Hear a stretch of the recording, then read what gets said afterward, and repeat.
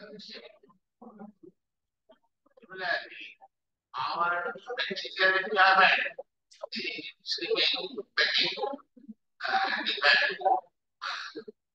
That is full of benefits. We cannot enjoy it without any benefit. There are so many people want that not to be interested. Happiness is there. Like the disease man is also eating, and the healthy man is eating, but he is having bitter taste. The man is not eating sugar candy. It tastes bitter. That's bad. But the same one who is pure, majority eating, it tastes very sweet. Similarly, in the material condition of life, there are so many needs. We can life want enjoyment of life, this must not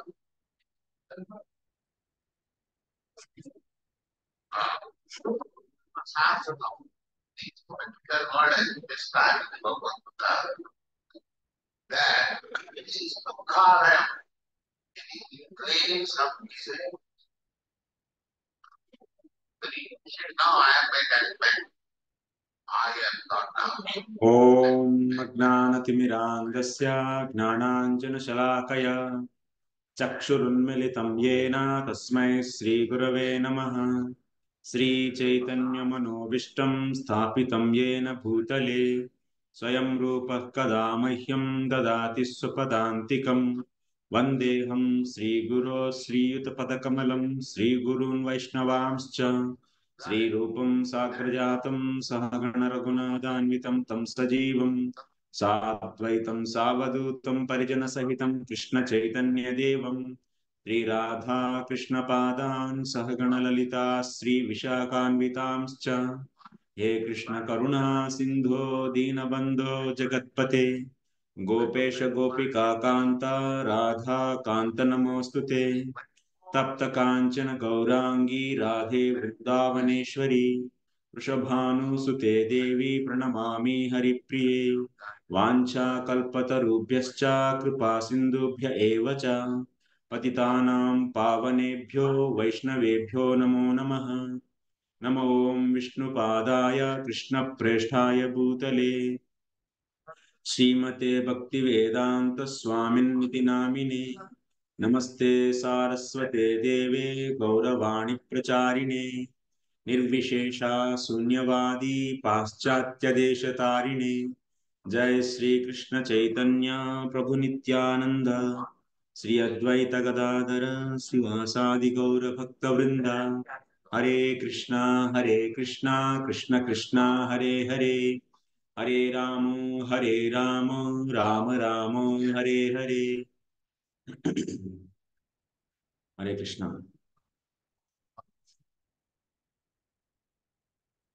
today భక్తులందరికీ స్వాగతం. ఈరోజు మనం 10వ అధ్యాయం శ్రీమద్ భగవద్గీత 10వ అధ్యాయం శ్లోకం 4 మరియు 5 ఈ రెండు శ్లోకాల నుంచి మనం మన యొక్క చర్చని కొనసాగించాలి.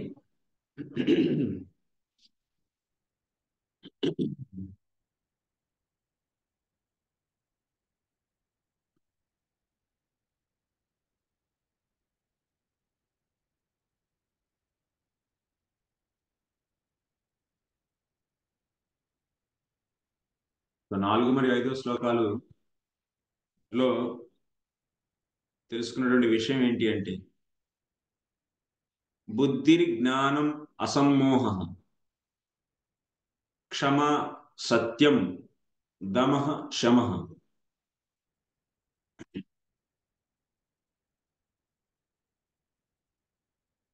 సుఖం దుఃఖం భవో భావో భయం చ భయమేవ చ అహింసా సమత తుష్టి తపోదానం యశో యశః భవంతి భావా భూతానాం మత్త ఏవ పృథక్ విదాః.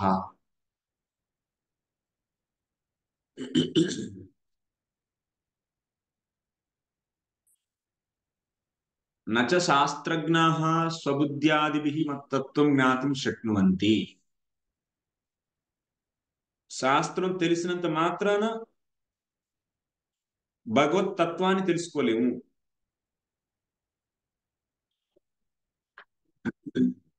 అంటే శాస్త్రం తెలిసిన వాళ్ళు భగవతత్వాన్ని తెలుసుకుంటారు అని చెప్పి మనం చెప్పలేము. శాస్త్రజ్ఞాః స్వబుద్ధ్యాదిభిః అంటే శాస్త్రం తెలిసిన వాళ్ళు తమ యొక్క బుద్ధితో ఈ భగవత్ తత్వాన్ని తెలుసుకోగలరు అని చెప్పలేము. శాస్త్రం తెలిసింది స్వబుద్ధ్యాదిభిః,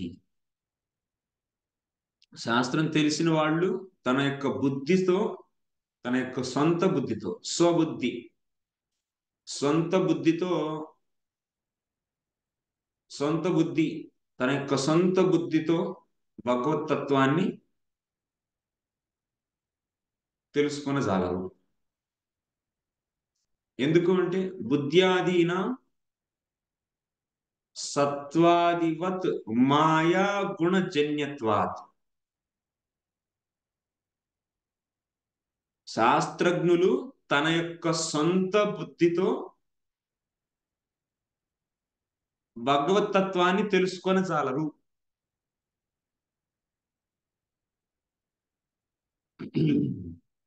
అంటే ఏంటి? శాస్త్రం తెలిసింది, వాళ్ళని శాస్త్రజ్ఞులు అంటారు. వాళ్ళు తన యొక్క సొంత బుద్ధితో, బుద్ధి మరియు ఇత్యాది అంటే మనస్సు ఇంకా ఇంద్రియాలు వీటన్నిటి ద్వారా భగవతత్వాన్ని తెలుసుకొని చాలు.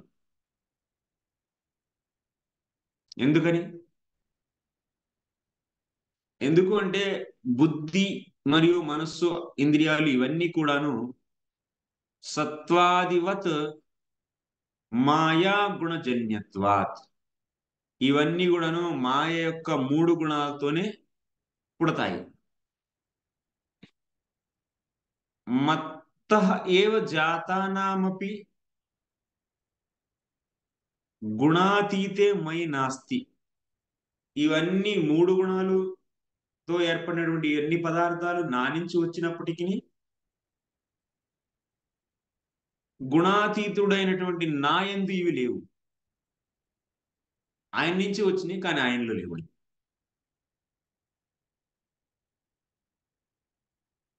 గుణాలన్నీ భగవంతుడి నుంచే వచ్చినాయి కానీ భగవంతుడు లేవు. మయి నాస్తి. స్వతః ప్రవేశ యోగ్యత ఇత్యాహ.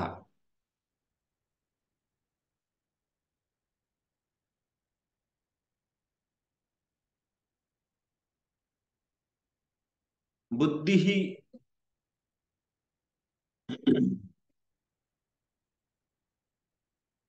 అంటే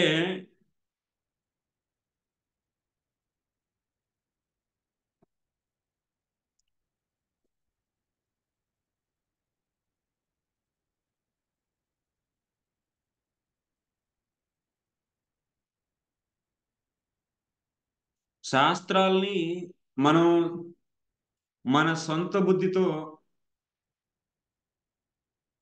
చదివినంత మాత్రాన మనకి భగవతత్వం అనేది మనం తెలుసుకుని చాలు. శాస్త్రాల్ని శుద్ధ భక్తుల యొక్క బుద్ధితో, శుద్ధ భక్తుల యొక్క బుద్ధితో గనక వాళ్ళ యొక్క బుద్ధి ద్వారా గనక తెలుసుకోవడానికి ప్రయత్నం చేస్తే అప్పుడు మనం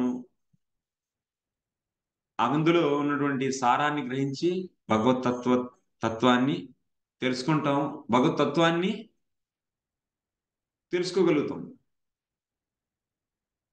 శుద్ధ భక్తుల యొక్క బుద్ధి సొంత బుద్ధితో కాదు. అంటే అనాది కాలం నుంచి వచ్చేటువంటి ఈ జీవాత్మ, ఆ జీవాత్మకు శాస్త్రం దొరికింది అనుకోండి. ఆ జీవాత్మ తన సొంత బుద్ధితో ఆ శాస్త్రాన్ని చదివేసి శుద్ధ భక్తుడు అయిపోగలడా? No, it's not possible. Plus భగవతత్వాన్ని తెలుసుకోగలడా? నో. అతనికి శుద్ధ భక్తుల యొక్క సాంగత్యం, శుద్ధ భక్తుల యొక్క సాంగత్యం, మనందరికి కూడా శుద్ధ భక్తుల సాంగత్యం ఉంది, ఉందా లేదా? ప్రీవియస్ ఆచార్యులు, పాత ఈ పురాతన ఆచార్యులు, ఇలా ప్రభుపాదు వీళ్ళందరి కృప వల్లే మనకి ఈ అవకాశం, ఇవన్నీ తెలుసుకునే అవకాశం, ప్లస్ భగవద్గీతని వాస్తవంగా తెలుసుకునే అవకాశం కలిగింది. భక్తి, శుద్ధ భక్తి అంటే ఏంటో తెలుసుకోగలిగాం. ఇంక చేయాల్సింది ఏంటి? ఒకటే, దానిని మనం పొందడం కోసం, అంటే భగవత్ తత్వాన్ని పొందడం కోసం మనకి సాధన అవసరం అంతే.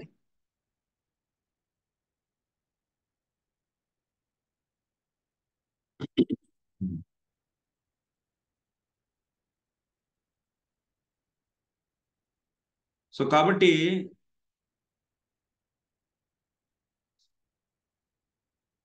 బుద్ధి సహాయంతో, సొంత బుద్ధి సహాయంతో శాస్త్రాన్ని చదివి నువ్వు భగవత్ తత్వాన్ని తెలుసుకోలేవు. No, it's not possible.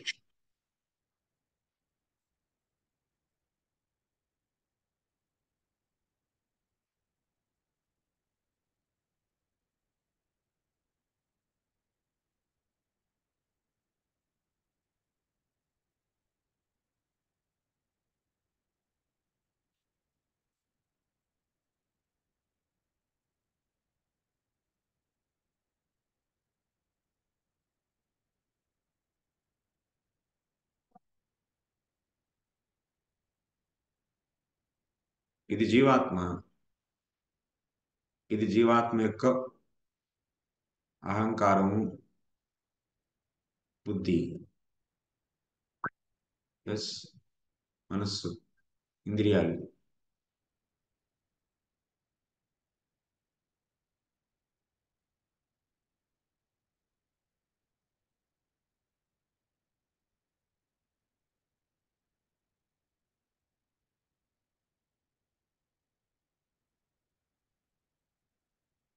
ఈ బద్ధ అవస్థలో ఉన్నటువంటి జీవాత్మ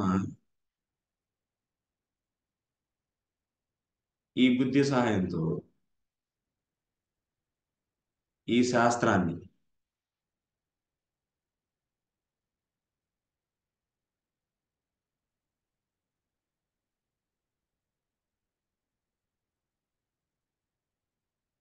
చదివి తనకి సొంత బుద్ధితో, స్వబుద్ధ్యాదిపి,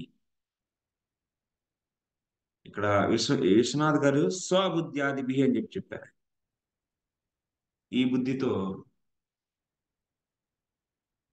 శాస్త్రాలు చదివి తెలుసుకోగలుగుతుందా భగవతత్వాన్ని? లేదు. నో.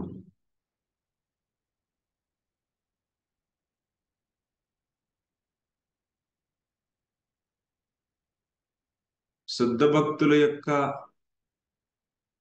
కృపతో, అంటే వాళ్ళ యొక్క కృప అంటే ఇంక నువ్వు దాన్ని చాలా రకాలుగా తీసుకోవచ్చు. వాళ్ళ ఎక్స్ప్లెనేషన్ అవనండి, వాళ్ళ సాంగత్యం అవనండి, వాళ్ళ స్పర్శ అవనండి, వాళ్ళ చూపు అయిన అవనండి, లేకపోతే వాళ్ళ ద్వారా ఇంకేదైనా సరే, అది కూడా సాంగత్యం కిందకి వస్తుంది. అలాంటి ఆ శుద్ధ భక్తుల యొక్క కృపతో చదివితే, కృప సహితంగా శాస్త్రాన్ని చదివితే అప్పుడు అతనికి భగవత్ తత్వాన్ని తెలుసుకోవడం కోసం ఏంటి,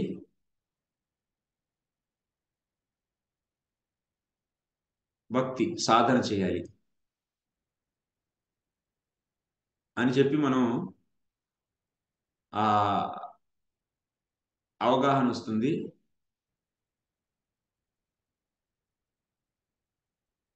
అందులోనూ శుద్ధ సాధన భక్తి ఎలా చేయాలో కూడాను ఈ శుద్ధ భక్తుల యొక్క కృప వల్లని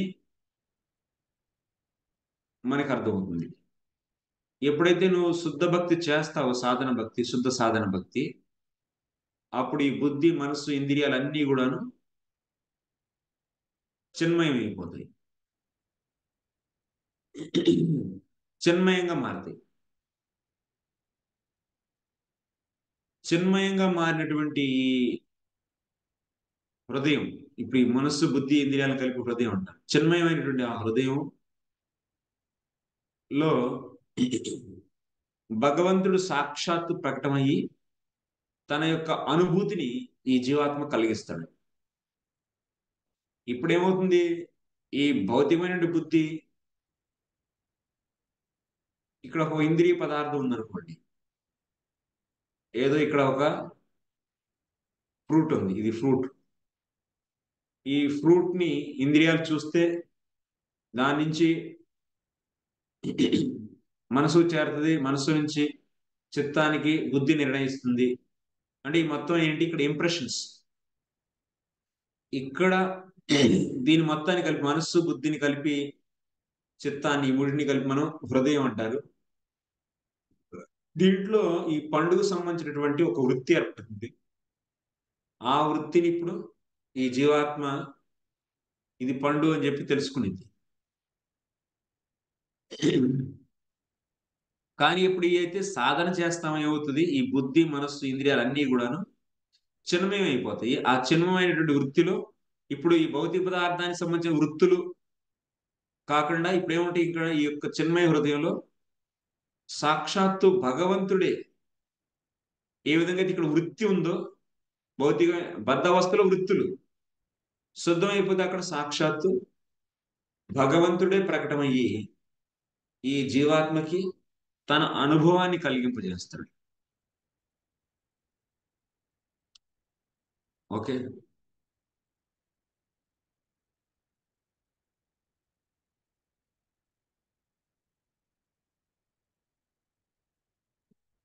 ఇప్పుడు ఈ భౌతికమైనటువంటి ఫ్రూట్ ఉంది కదా, ఫలం. ఈ ఫలాన్ని, ఈ ఫలం ఏంటి, మూడు గుణాలతో ఏర్పడింది. ఈ ఫలం మూడు గుణాలతో ఏర్పడింది. మూడు గుణాలతో ఏర్పడినటువంటి ఈ ఫలాన్ని ఈ బుద్ధి, మనస్సు, ఇంద్రియాలు కూడా మూడు గుణాలతో ఏర్పడినవి బద్ధవస్థలో, భక్తి చేయక ముందర. అప్పుడు ఆ ఈ మూడు గుణాలతో ఏర్పడిన ఫ్రూట్ ని, ఈ మూడు గుణాలతో ఏర్పడినటువంటి బుద్ధి తెలుసుకోగలిగింది, తెలుసుకోగలుగుతుంది. కానీ చిన్మయుడైనటువంటి భగవంతుణ్ణి భౌతికమైనటువంటి ఈ బుద్ధి తెలుసుకోగలిగిద్దా అంటే తెలుసుకోలేదు. ఇంద్రియాలు చూడగలుగుతాయి అంటే చూడలేవు.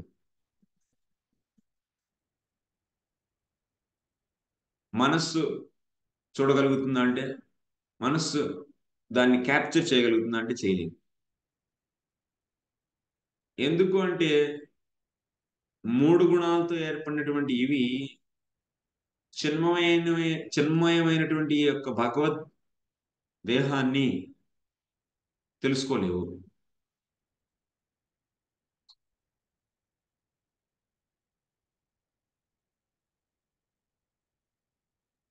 ఏ విధంగా పండునైతే తెలుసుకుంటున్నాయో అలా భగవంతుడిని తెలుసుకోలేవు.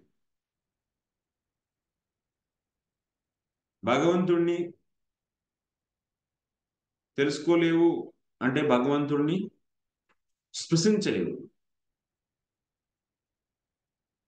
బుద్ధి చేసే పని ఏంటి? ఎస్,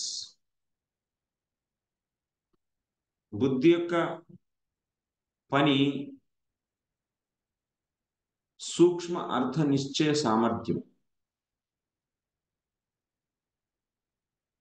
బుద్ధి నిశ్చయిస్తుంది. ఎలా నిశ్చయిస్తుంది?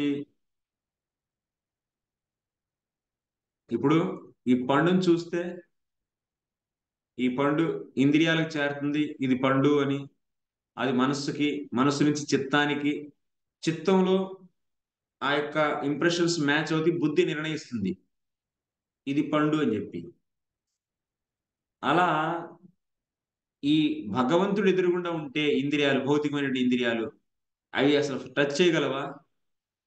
ఆ తర్వాత మనస్సు, ఇంద్రియాలే ఈ భగవంతుడు టచ్ చేయలేవు, భౌతిక ఇంద్రియాలు. నీ ఎదురుగుండా వచ్చి ఇప్పుడు భగవంతుడు నిలబడితే నీకు కనపడతాడా? కనపడ్డు. అంటే భౌతిక ఇంద్రియాలు క్యాప్చర్ చేయలేవు, ఇంకా మనస్సు క్యాప్చర్ చేయలేదు, ఇంకా చిత్తం బుద్ధి సంగతి ఇంకా మర్చిపోండి.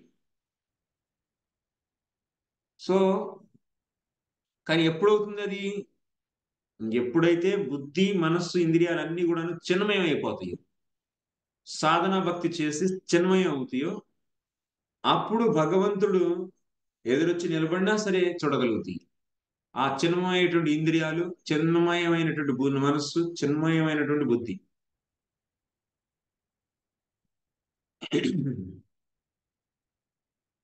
సో ఇక్కడ భగవంతుడు ఏం చెప్తున్నారు అంటే,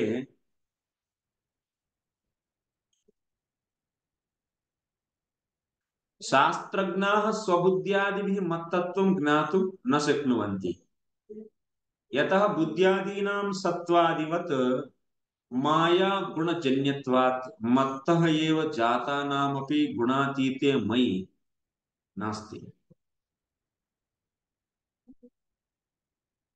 ఇంకొక విషయం ఏంటి అంటే, మరి అన్ని ఎక్కడి నుంచి వచ్చినాయి? మనస్సు, బుద్ధి, అహంకారం, భౌతికమైనటువంటి మనస్సు, బుద్ధి, అహంకారం ఎక్కడి నుంచి వచ్చినాయి? 3 గుణాలతో ఏర్పడినాయి. అవన్నీ భగవంతుడి నుంచే వచ్చినాయి. మరి భగవంతుడి నుంచి వస్తే మరి భగవంతుడిలో కూడా అవన్నీ ఉండాలా? 3 గుణాలు ఉండాలా అని అంటే భగవంతుడిలో లేవంట. మయి నాస్తి.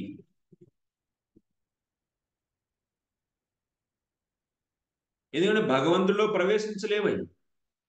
స్వతః ప్రవేశ ఎస్ భగవంతుడిలో లేవై, కానీ భగవంతుడి నుంచే వచ్చింది. ఇక్కడ బుద్ధి అంటే ఏంటి? సూక్ష్మార్థ నిశ్చయ సామర్థ్యం. అంటే ఇప్పుడు ఒక వస్తువును చూస్తే ఇది ఫలానా అని చెప్పి నిర్ణయించేది ఎవరు? బుద్ధి. పెన్నుని పెన్ను అని చెప్పి బుద్ధి పని చేయకపోతే పెన్నుని మనం పెన్సిల్ అని అంటాం. అదేనే కాదు, ఇప్పుడు పదాలు చదివితే పదాల్లో ఉన్నటువంటి అర్థాలని, ఆ సూక్ష్మమైన అర్థాలను పట్టుకునే శక్తి ఎవరికి ఉండేది? బుద్ధి. బుద్ధి ఏంటి? సూక్ష్మ అర్థ నిశ్చయ సామర్థ్యం. పదాలు కనుక వింటే ఆ పదాల్లో ఉన్నటువంటి ఆ పదాల యొక్క అర్థాలు, ఆ అర్థాలను అన్వయం చేసి దాని నుంచి వచ్చేటువంటి సూక్ష్మ అర్థాన్ని పట్టుకునే శక్తి ఎవరికి ఉండిద్ది? బుద్ధికి.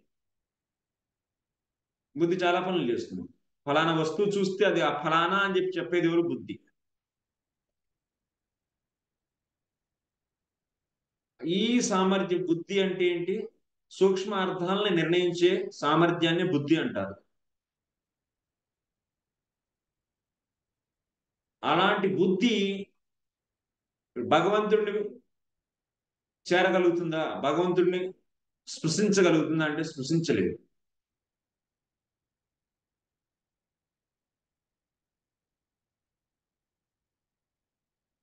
సో కాబట్టి మనకి శాస్త్రాలు చదవడం ద్వారా మనకి శుద్ధ భక్తి చేయాలి అని చెప్పి తెలుస్తుంది. అది ఏంటి? అందులో ఉన్నటువంటి ఆ సూక్ష్మ అర్థం, శుద్ధ భక్తిని మనం సొంతంగా కూడా తెలుసుకోలేము. అది శుద్ధ భక్తులు చెప్తే, అంటే ఆ యొక్క శాస్త్రాల్లో ఉండేటువంటి ఆ యొక్క ఏవైతే వాక్యాలు, శ్లోకాలు ఉన్నాయో అందులో ఉండేటువంటి శుద్ధ భక్తిని మన బుద్ధితో పట్టుకోలేవు. అందులో ప్రతిపాదించినటువంటి శుద్ధ భక్తిని మన బుద్ధితో పట్టుకోలేవు. మనకి దానికి కూడాను ఎవరైతే శుద్ధ భక్తిని చేస్తున్నారో, శుద్ధ భక్తులు ఎవరైతే ఉన్నారో వాళ్ళు వాళ్ళ యొక్క శక్తితో చూస్తే అప్పుడు మనం తెలుసుకుంటాం. అచ్చి ఇక్కడ శుద్ధ భక్తి చెప్పారు.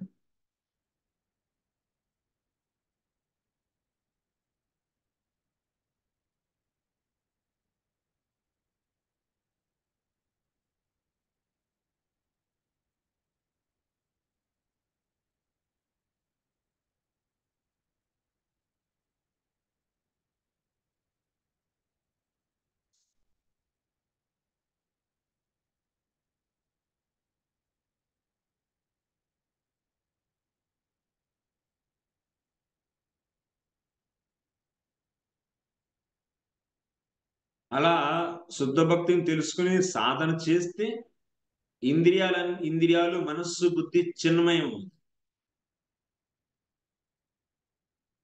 అవుతుంది. అలా చిన్మయం అవటం ద్వారా ఆ చిన్మయమైనటువంటి ఇంద్రియాలకు గోచరం అవుతాడు భగవంతుడు. ఓకే. జ్ఞానం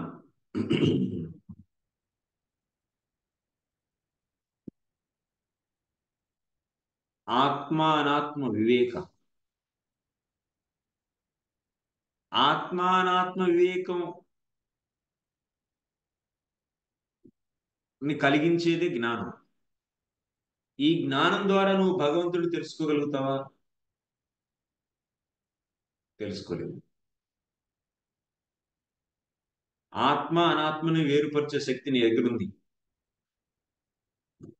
రెండిటిని వేరు అని చెప్పి తెలియజేసేదే జ్ఞానం. అంటే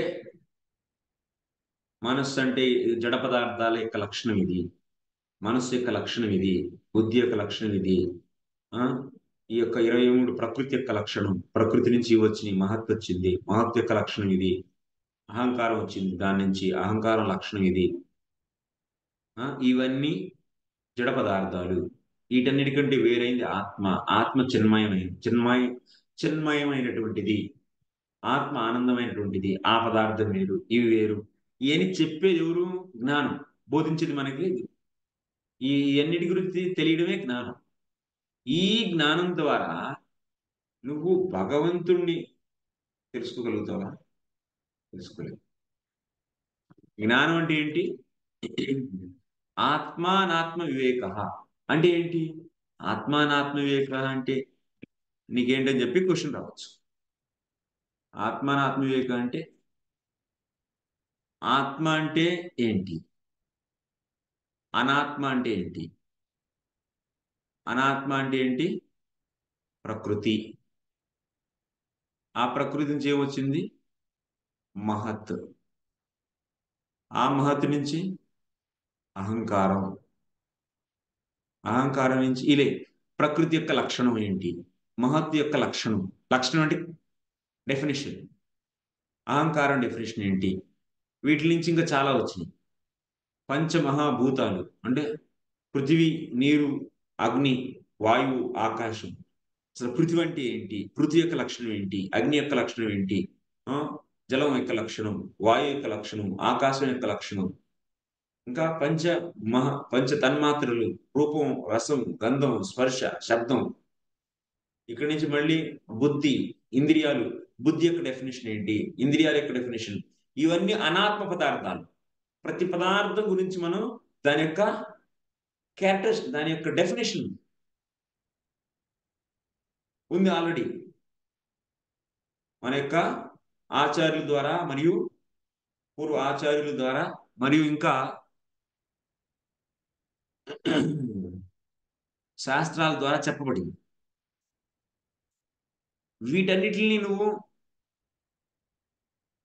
తెలుసుకుంటావు ఈ యొక్క డెఫినేషన్ల ద్వారా. వీటన్నిటికంటే వేరైంది ఆత్మ. ఆత్మ అనేది చిన్మయమైనటువంటిది. అలా వీటన్నిటి గురించి డిఫైన్ చేసేటువంటి ఏదైతే ఉందో నాలెడ్జ్, దాన్నే జ్ఞానం అంటారు. అది తెలుసుకోవడం వల్ల ఆత్మ పదార్థం అంటే ఏంటో తెలుస్తుంది. వీటన్నిటికంటే వేరు. ప్రకృతి 3 గుణాల్లో ఉంటుంది. ప్రకృతి యొక్క ఆ 3 గుణం, సత్వం యొక్క పనిది, రజోగుణం యొక్క పనిది, తమో గుణం యొక్క పనిది. సో మహత్ ఏమో సో మహత్ యొక్క లక్షణం ఇది. దీంట్లో ఈ గుణం ఎక్కువ ఉంది, అహంకారం ఈ గుణం ఎక్కువ ఉంది అని అలా ఈ అంత అనలిటికల్ స్టడీ, విశ్లేషణాత్మకమైనటువంటి అధ్యయనం అనాత్మ పదార్థాల గురించి. మరియు వాటికన్నిటికంటే భిన్నమైంది ఆత్మ అని ఇదంతా తెలుసుకోవడాన్ని జ్ఞానం అంటారు. ఈ జ్ఞానం ద్వారా ఈ ప్రకృతిలో ఉన్నటువంటి జడ పదార్థం, చిత్ పదార్థాన్ని నువ్వు వేరు చేసి చూడగలుగుతావు ఈ జ్ఞానం తెలియటం వల్ల. మరి ఈ జ్ఞానం ద్వారా నువ్వు భగవత్ తత్వాన్ని తెలుసుకోగలుగుతావా?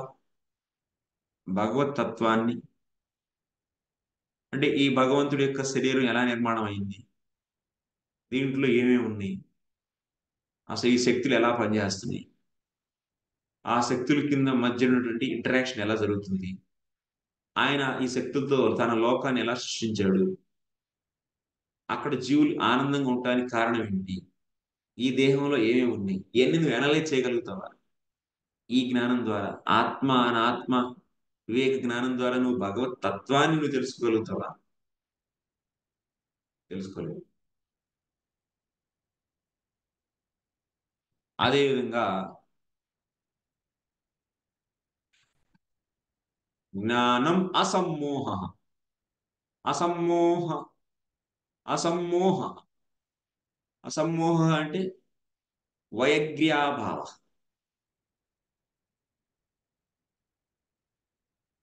వ్యాఘ్రత,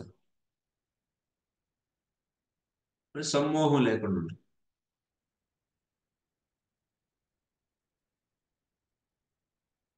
ఏతే త్రయః భావాః మత్తత్వ జ్ఞాన హేతుత్వేన సంభావ్యమానాః ఇవ నతు హేతవః. ఇవి భగవత్ తత్వాన్ని తెలుసుకోవడం కోసం ఉపయోగపడేవి కాదు. కానీ సపోజ్ జ్ఞానం ఉంది, జ్ఞానం ద్వారా నువ్వు ఆత్మని ఏంటో తెలుసుకోగలుగుతావు. ఆ ఆత్మ అనాత్మ వివేకమైన జ్ఞానం, దాని ద్వారా నువ్వు ఆత్మ అంటే ఏంటి, జడ పదార్థాలు అంటే ఏంటి అని చెప్పి తెలుసుకోగలుగుతావు. కానీ భగవంతుడిని తెలుసుకోలేవు.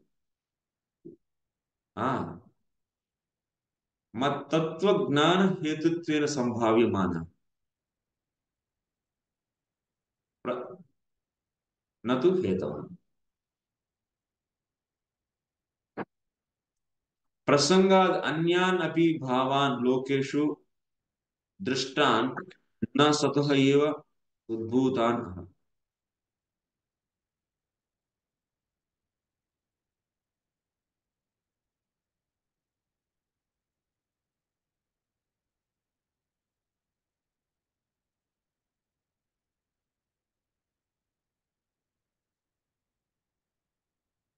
ఈ మనస్సు బుద్ధి, ఆ ఈ బుద్ధి జ్ఞానం, ఈ అసమ్మోహ, ఇవన్నీ కూడాను, అన్ని పదార్థాలు మనస్సు బుద్ధి అహంకారం ఇవన్నీ కూడాను స్వతః ఉత్పన్నమైనవి. అంటే స్వతః ఉత్పన్నం అవల, వాటన్నిటికీ కూడాను కారణం ఏంటి, వాటన్నిటికి కూడాను కారణం కేవలం భగవంతుడే. మరి భగవంతుడి నుంచే వస్తే మరి భగవంతుడిలో ఉన్నాయంటే మళ్ళీ భగవంతుడిలో లేదు.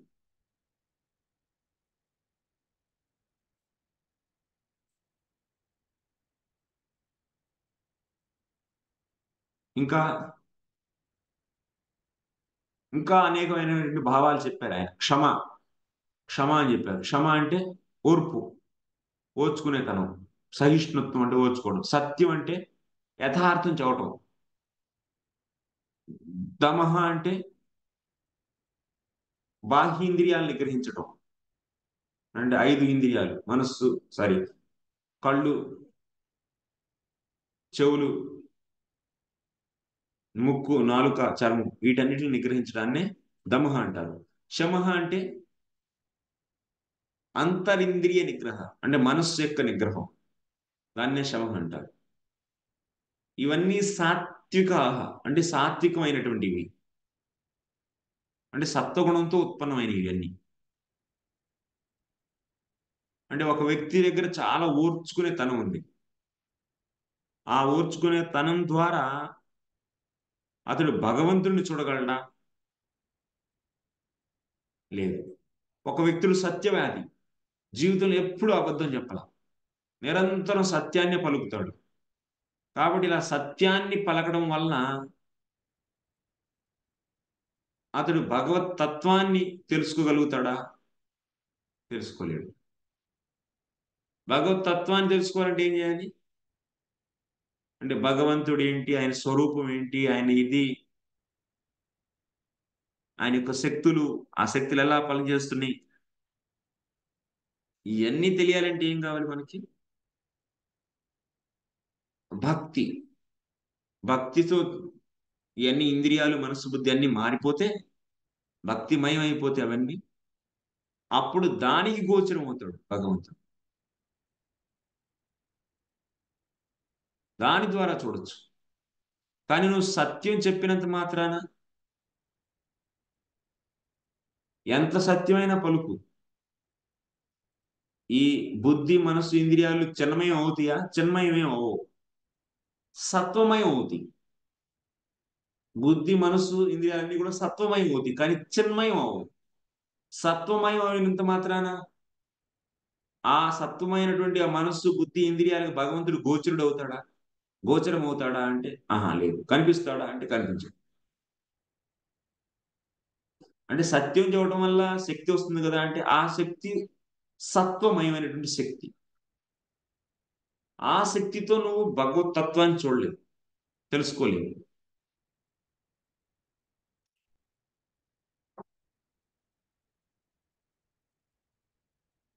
మత్తత్వం భగవత్ తత్వాన్ని తెలుసుకున్న జాలం.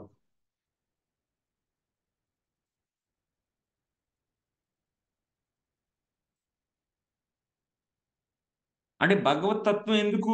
అది చిన్మయమైనటువంటి పదార్థం భగవంతుడు.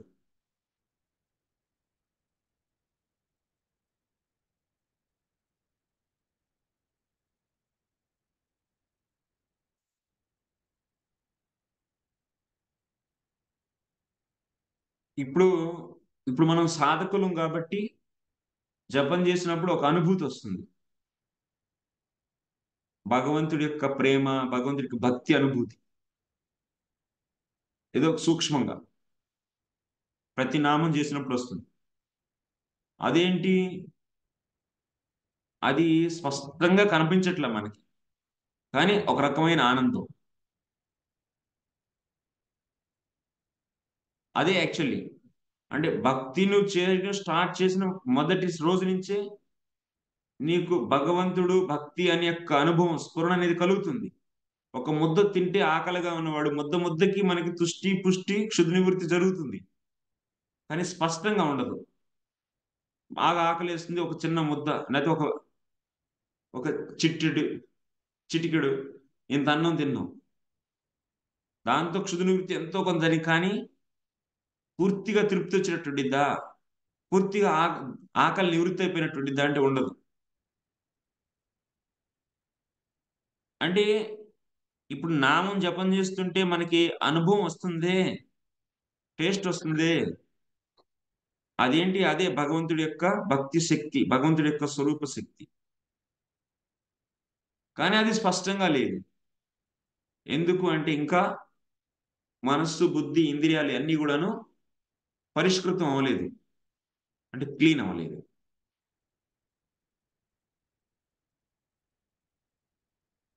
సో ఏదో, కానీ ఇవన్నీ కూడాను చిన్మయం అవడం జరుగుతుంది. జస్ట్ ఇప్పుడు చలికాలంలో చలిమంట చిన్నది, ఒక చిన్న అగ్గిపుల్ల వెలిగించి అలా ఒక చిన్న ఒక గడ్డి పూసని అంటించావు, జస్ట్ ఇంత వచ్చింది. దాంతో నీకు చలి తగ్గుతుందా? బాగా చలిగా ఉంది. దాన్ని ఎదురుగుండా చేయబెట్టినంత మాత్రం నీకు చలి తగ్గినట్టు ఫీలింగ్ వస్తుందా? రాదు. అదే ఆ అగ్ని ప్రజ్వలితం అయిపోయి పెరిగిపోతే చాలా వేడిగా ఉంటుంది, వెలుగు వేడి రెండు వస్తాయి. అదే విధంగా సాధన చేసి భక్తిమయం అయిపోతాయి ఇంద్రియాలు మనస్సు బుద్ధి అన్ని.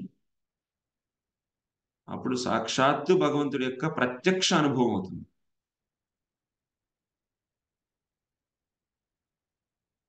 పుస్తకాల్లో భాగవతంలో భగవద్గీతలో చెప్పినటువంటి ఆ భగవంతుడిని భక్తుల యొక్క భక్తి శక్తితో, వాళ్ళ భక్తి శక్తితో మనం చూస్తున్నాం, మనం తెలుసుకుంటున్నాం. అక్కడ భగవంతుడినే చెప్పారు, ఎంత భగవంతుడు అనేవాళ్ళు ఉన్నారు అని చెప్పి. కానీ మనకి ప్రత్యక్ష అనుభవం అయితే ఇంకా కలగలేదు. మనకి ప్రత్యక్ష అనుభవం కలగాలి అంటే మన ఇంద్రియాలు మనసు బుద్ధి అన్ని కూడా చిన్మయం అయిపోవాలి. కానీ ఇప్పుడు శాస్త్రాలను చదివితే, ఇప్పుడు భగవద్గీత భాగవతం చదివితే ఇప్పుడు మనకి బోధపడుతుంది భగవంతుడు ఉన్నాడు, ఆయన నమ్మాలి అని. ఈ బోధపడ్డానికి కారణం ఏంటి అంటే ఆ భక్తుడి యొక్క శక్తి. అంటే నీ సొంత బుద్ధితో నువ్వు పట్టుకోట్లా. ఇప్పుడు ఇక్కడ భగవంతుడు ఉన్నాడు, ఆయన్ని ఆయనే దేవాదేవుడు, ఆయనే అన్ని గుణాల కంటే పరమైన వాడు, ఆయన నుంచి అన్నీ వచ్చినాయి. ఇవన్నీ కూడాను మనం ఎవరైతే శుద్ధ భక్తులో, ఎవరి హృదయం అయితే పూర్తిగా శుద్ధమైపోయిందో వాళ్ళు శుద్ధ భక్తితో భగవంతుడిని అనుభవం పొందిన వాళ్ళు. అనుభవం పొందినటువంటి వాళ్ళు, వాళ్ళకి ప్రత్యక్ష అనుభవం ఉంది. కాబట్టి శాస్త్రంలో ఉన్నటువంటి వాక్యాల్లో కూడాను వాళ్ళు ఆ భగవంతుడి గురించే చెబుతున్నాయి అని చెప్పి మనకి చెప్తున్నారు. మనకు చూపిస్తున్నారు ఇక్కడ. కాబట్టి అందుకోసమే శుద్ధ భక్తుల యొక్క సాంగత్యంలో ఉండి శాస్త్రాలను అధ్యయనం చేయటం వలన, వాళ్ళ మార్గదర్శనంలో శాస్త్రాలు అధ్యయనం చేయడం వలన ఏమవుతుంది? మనకి ఈ శాస్త్రాల ద్వారా భగవంతుణ్ణి, భగవతత్వాన్ని ప్రతిపాదించబడింది, దానికి భక్తి చేయాలి అని చెప్పి మనకి అవగాహన వస్తుంది, అర్థమవుతుంది. కానీ ప్రత్యక్ష అనుభవం చేసుకోవాలి అంటే గనక స్వంతగానే, స్వయంగానే మళ్ళీ మనం సాధన చేయాల్సిందే. లేకపోతే కృపాసిద్ధులు ఉంటారు. మహాశక్తివంతమైనటువంటి కృప కలిగి భక్తుడి యొక్క కృప కలిగింది. సాధన ఏం చేయకుండా కూడా నువ్వు భగవంతుడిని అనుభవం పొందగలవు. సాక్షాత్ డైరెక్ట్. వాళ్ళ కృపా సిద్ధులు, సాధన సిద్ధులు. 99% మనమంతా సాధన సిద్ధులు. నిత్య సిద్ధులు అంటే వాళ్ళు ఎప్పుడు భగవతత్వ జ్ఞానం వాళ్ళ నుంచి ఎప్పుడు వేరు కాలేదు. వాళ్ళు ఎప్పుడు తెలియకోకుండా లేరు. అనాది కాలం నుంచి అనంత కాలం వరకు వాళ్ళకి ఎప్పుడు భగవతత్వంతోనే తెలిసిన వాళ్లే. అందుకని వాళ్ళని మాయ ఆక్రమించదు, ఆవరించదు.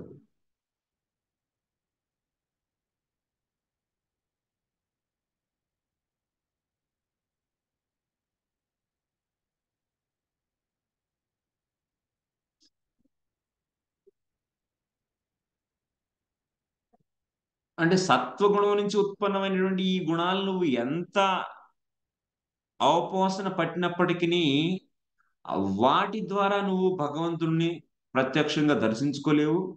వాటి ద్వారా నువ్వు ఒకవేళ శాస్త్రంలో ప్రతిపాదించబడితే భగవంతుడి యొక్క అస్తిత్వాన్ని అది కూడా నువ్వు పట్టుకోలేవు. అంటే నీ మనస్సు, బుద్ధి, అహంకారాలని సత్వగుణంతో నిండిపోయినాయి. దాని ద్వారా నువ్వు శాస్త్రాల్లో ఉన్నటువంటి భగవత్ తత్వాన్ని చూడగలుగుతావా? అంటే అర్థం చేసుకోగలుగుతావా? చూడటం అంటే ప్రత్యక్షంగా. దానికి మొత్తం ఇంద్రియాలు కావాలి, మారిపోవాలి. అది కూడా అర్థం కాదు, స్వతహా అర్థం కాదు.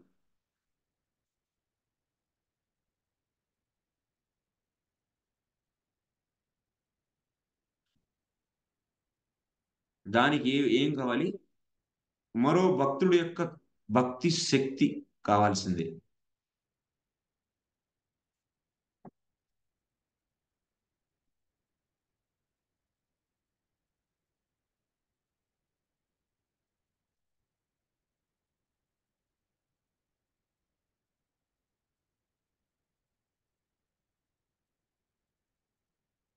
సుఖం సాత్వికం, దుఃఖం తామసం. ఇంకా వేరే భావాలు కూడా చెప్పారు.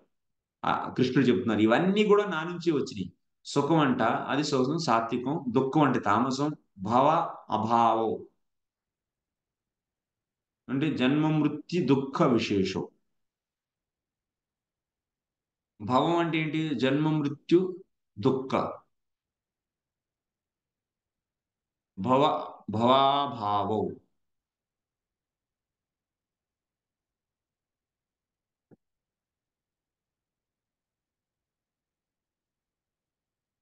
భవ అంటే పుట్టినప్పుడు కలిగేటువంటి దుఃఖం. మృత్యు అంటే పోయినప్పుడు కలిగేటువంటి దుఃఖం. భవ అభావం, అభావం. భయం అంటే తామసం, తమోగుణం నుంచి ఉత్పన్నమవుతుంది. అభయం జ్ఞానం నుంచి ఉత్పన్నమవుతుంది. అది సాత్వికం. రాజసాద్యుత్తితం రాజసం సమత ఔ ఆత్మౌపమ్యేన సర్వత్రా సుఖ దుఃఖాది దర్శనం. ఇప్పుడు ఇంకా మళ్ళీ సమత అని చెప్పారు శ్లోకంలో. సమత అంటే ఏంటి? సమంగా చూడటం అందరిని. అంటే ఎదుటోడి దుఃఖాన్ని తన దుఃఖంగా, ఎదుటోడి సుఖాన్ని తన సుఖంగా. ఈ భావాన్ని ఎవరైతే ఆత్మౌపమ్యేన సర్వత్ర సుఖ దుఃఖ దర్శనం. సో తన దుఃఖం వేరు, ఎదుటోడి దుఃఖం వేరు అని చెప్పి చూడడం. తన దుఃఖానికి ఎలాగైతే రియాక్ట్ అవుతాడో ఎదుటోడి దుఃఖానికి కూడా అలాగే రియాక్ట్ అవుతాడు. ఎదుటోడి సుఖాన్ని చూసి తన సుఖంగా రియాక్ట్ అవుతాడు. తన సుఖం తన సుఖం ఎలాంటిదో ఎదుటోడి సుఖాన్ని కూడా అలాగే భావిస్తాడు, అలాగే రియాక్ట్ అవుతాడు. ఇలాంటి సమానమైన భావన కలిగి ఉన్న దాన్ని సమత అని అంటారు. అహింస సమతే. అహింస అంటే హింస చేయకుండా ఉండడం, అంటే బాధ పెట్టకుండా ఉండడం. అహింస సమత ఈ రెండు సత్వగుణం నుంచి ఉత్పన్నమైనవి. అంటే ఇక్కడ ఏంటి మనకి కృష్ణుడి చెప్పినటువంటి ఇవన్నీ గుణాలు సత్వగుణంతో లేకపోతే రజోగుణంతో లేకపోతే తమో గుణంతో ఉత్పన్నమైనయే.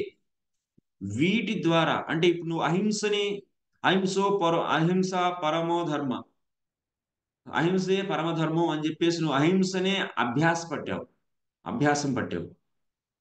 దాని ద్వారా నీ మనస్సు బుద్ధి అహంకారం అన్ని సత్వమయం అవుతాయి, కానీ చిన్మయం అయిపోయి భగవత్ తత్వాన్ని నువ్వు దర్శించుకోలేవు. ఇలా అహింసతో ఉండటం వల్ల నువ్వు శాస్త్రంలో ప్రతిపాదించబడినటువంటి శుద్ధ భక్తిని కూడా నువ్వు గ్రహించలేవు. ఆ సత్వమైనటువంటి ఆ బుద్ధి గ్రహించగలిగిద్దా అంటే అది గ్రహించలేదు. అల్టిమేట్ గా శుద్ధ భక్తుడి యొక్క సాంగత్యంలో ఆ సాంగత్యం నుంచి శుద్ధ భక్తి ప్రవహించాల్సిందే. భక్తి సాంగత్యం నుంచి ప్రవహిస్తుంది.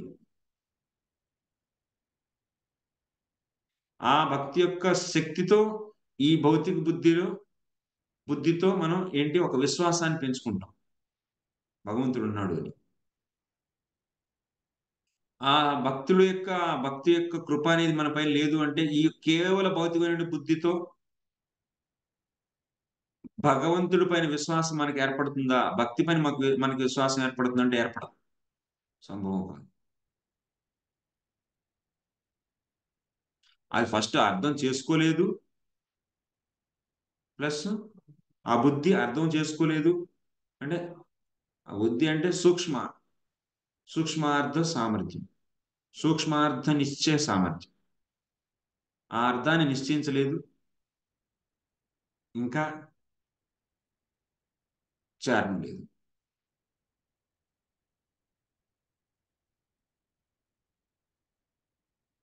ఇంకా తుష్టి అంటే తుష్టి చెప్పారు కదా, సంతుష్టి. సా నిరుపాధి సాత్వికి. తుష్టి అనేది కూడాను సాత్వికమైనటువంటిది, సత్వగుణంతో ఉత్పన్నమైంది.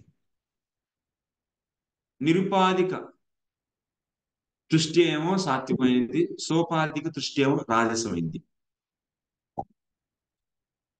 సోపాధిక తుష్టి అంటే ఉపాధిని అనుసరించి నీకు ఆనందం వస్తుంది, అంటే ఏదైనా అచీవ్ చేస్తే వచ్చేటువంటి ఆనందం, అది రాజసికం. ఎటువంటి ఉపాధులు లేకుండా వచ్చేటువంటి ఆనందం సాత్వికం. ఎటువంటి ఉపాధులు లేకుండా వచ్చేటువంటి ఆనందం అంటే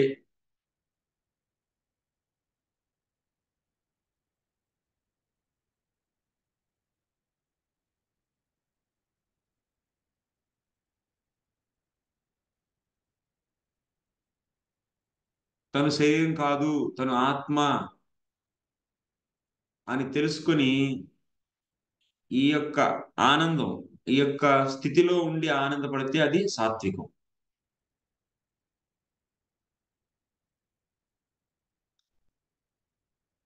ఓకే.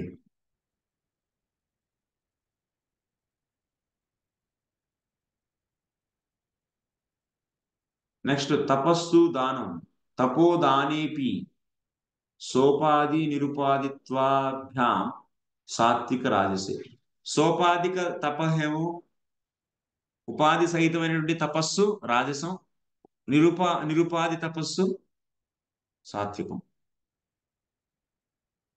సో ఉపాధి రహితమైనటువంటి దానం అంటే ఏమి ఆశించకుండా చేసేటువంటి దానం. అది నిరుపాధిక దానం, అది సాత్వికం. ఏదైనా ఆశించి చేసే దానం అది సోపాధిక దానం, అది రాజసం. యశ అయశస్సి, యశ యశ అయశ, ఇవి కూడా సోపాధిక నిరుపాధిక. సోపాధికేషు యశ, నిరుపాధికేష.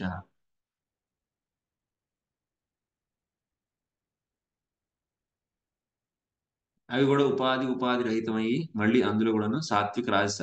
అల్టిమేట్లీ చెప్పొచ్చేది ఏంటి అంటే ఇవన్నీ కూడాను గుణాల నుంచే వచ్చినాయి. అంటే నా నుంచి వచ్చినాయి. మూడు గుణాలతో ఏర్పడిన ఇవన్నీ కూడా నా నుంచి వచ్చినాయి. ఏతే మన్ మాయాతః భవంత. యాక్చువల్లీ భగవంతుడి నుంచి వచ్చినాయి అంటే మరి భగవంతుడి నుంచి వస్తే భగవంతుడు కూడా ఇవన్నీ గుణాలు ఉంటాయి అంటే లేవు. మరి మళ్ళీ భగవంతుడి నుంచి వచ్చినాయి అంటున్నారు. అంతే, దానికి కారణం ఏంటి అంటే భగవంతుడి యొక్క ఏదైతే మాయ ఉందో బహిరంగ శక్తి, ఆ బహిరంగ శక్తి నుంచి వచ్చినాయి ఇవన్నీ. మరి భగవంతుడి నుంచి వచ్చినాయి ఎందుకు అంటున్నావు అంటే ఎందుకంటే ఆ బహిరంగ శక్తి భగవంతుడి నుంచి వేరైంది ఏంది కాదు. ఆ శక్తి భగవంతుడిదే, కానీ భగవంతుడి యొక్క స్వరూపంలో ఉన్నటువంటి శక్తి కాదు అది. భగవంతుడి యొక్క స్వరూపం నుంచి బయట ఉన్నటువంటి శక్తి బహిరంగ శక్తి అంటారు. దాని యొక్క ఆ శక్తి నుంచి ఉద్భవించినవి ఇవన్నీ. కానీ మరి భగవంతుడి నుంచి ఎందుకు వచ్చినాయి అంటున్నామంటే భగవంతుడు లేకపోతే ఆ శక్తి ఉండదు, ఆ బహిరంగ శక్తి. అందుకోసం నెక్స్ట్ 6వ శ్లోకం. మహర్షయ సప్త పూర్వే చత్వారో మనవస్తథా మద్భావా మానసా జాత ఏషాం లోకైమా ప్రజాః. అంటే ఇప్పుడు ఇందాక చెప్పినటువంటి ఏంటి విషయం, బుద్ధి జ్ఞానము అసమ్మోహం వీటన్నిటి ద్వారా భగవంతుడి యొక్క తత్వజ్ఞానంలో ఇవన్నీ భగవంతుడి యొక్క తత్వజ్ఞానానికి అంటే భగవంతుడి యొక్క తత్వజ్ఞానాన్ని తెలుసుకునేందుకు సమర్థమైనవి కావు అని చెప్పి తెలుసుకున్నాం. అంటే స్వతహ ఇవన్నీ సమర్థం కాదు అని చెప్పి తెలుసుకున్నాం. స్వతహ బుద్ధి, తన సొంత బుద్ధి సొంత జ్ఞానంతో ఒక వ్యక్తి భగవతత్వాన్ని తెలుసుకోలేడు అని చెప్పి మనం తెలుసుకున్నాం ఇప్పటి వరకు 4-5 శ్లోకాలు.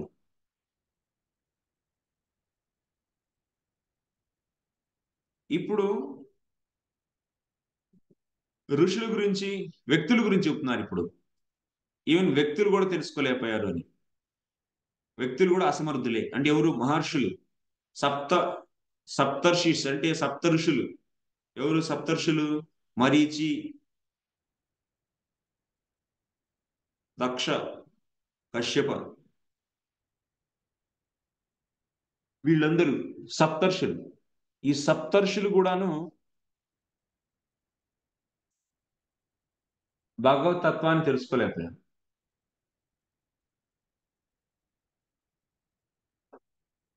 వీళ్ళకంటేనూ పూర్వం, వీళ్ళకంటే ఇంకా పాతోళ్ళు ఎవరు? సనకాది ఋషులు. ఫస్ట్ సనకాది ఋషులే వచ్చారు. బ్రహ్మదేవుడు పుట్టంగానే ఆయన చేసిన ఫస్ట్ సృష్టి ఏంటి? సనకాదుల యొక్క సృష్టి. కాబట్టి చతుష్కుమారులు వచ్చారు. అంటే సప్తర్షుల కన్నా ముందర వచ్చిన వాళ్ళు వీళ్ళు. వాళ్ళకి తెలియదు.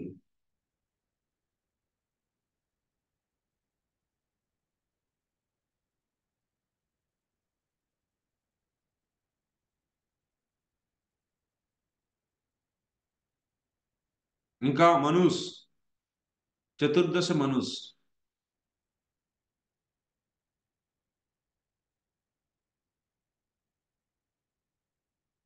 మనువులు కూడా అసమర్థులే. అంటే మనకన్నా వాళ్ళకి ఎక్కువ తెలివితేటలు ఉన్నాయి. అంటే పవర్ఫుల్ బుద్ధి ఉంది. మనం అనొచ్చు మనుషుల యొక్క బుద్ధి చిన్నదే, వాళ్ళ యొక్క బుద్ధి సామర్థ్యం తక్కువ. సో ఈ బుద్ధి మనస్సు ఇంద్రియాలు మనకి పవర్ఫుల్ కాదు, కాబట్టి మనం చూడలేకపోతున్నాం భగవంతుడిని. కానీ ఈ ఋషులు లేకపోతే వీళ్ళు చతుష్కుమారులు వీళ్ళంతా ఎప్పుడో, మనం అంటే ఎప్పుడో ఈ దేహం అనేది ఒక కొన్ని సంవత్సరాల క్రితం పుట్టింది. కానీ సనకాది ఋషులు బ్రహ్మదేవుడికి 50 ఏళ్ళు అయిపోయింది. అంటే కొన్ని వేల వేల యుగాలు ఇప్పుడు వాళ్ళు ఉన్నారు. కాబట్టి వాళ్ళు ఎంతో పవర్ఫుల్, వాళ్ళు ఎంతో ఎక్స్పీరియన్స్ ఉన్న వాళ్ళు, ఎన్నో చూసిన వాళ్ళు. మరి వాళ్ళకి తెలుసా అంటే వాళ్ళకి తెలియదు. అదే ఇక్కడ చెప్తున్నారు. అంటే మన బుద్ధి అల్పమైంది, కానీ మనకన్నా పైన ఈ భౌతిక జగత్తులు ఇంకా చాలా మంది ఉన్నారు, వాళ్ళకి తెలియవచ్చు కదా అని అనుకోవచ్చు.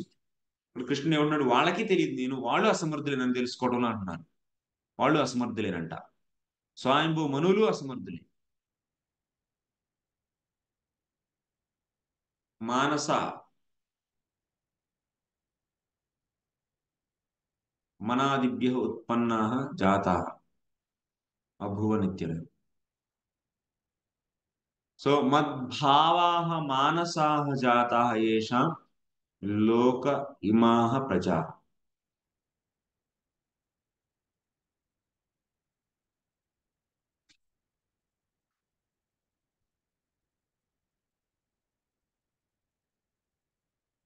మరీచ్యాదీనాం సనకాదీనాం చ ఇమాః బ్రాహ్మణాద్యాః లోకే వర్తమానాః ప్రజాః పుత్రపౌత్రాది రూప శిష్య ప్రశిష్యాశ్చ.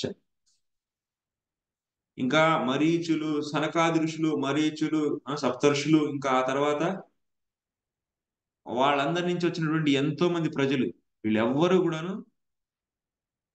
తెలుసుకోలేరు నన్ను. వాళ్ళందరూ కూడాను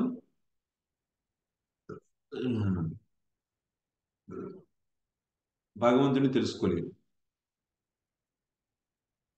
అసమర్థ.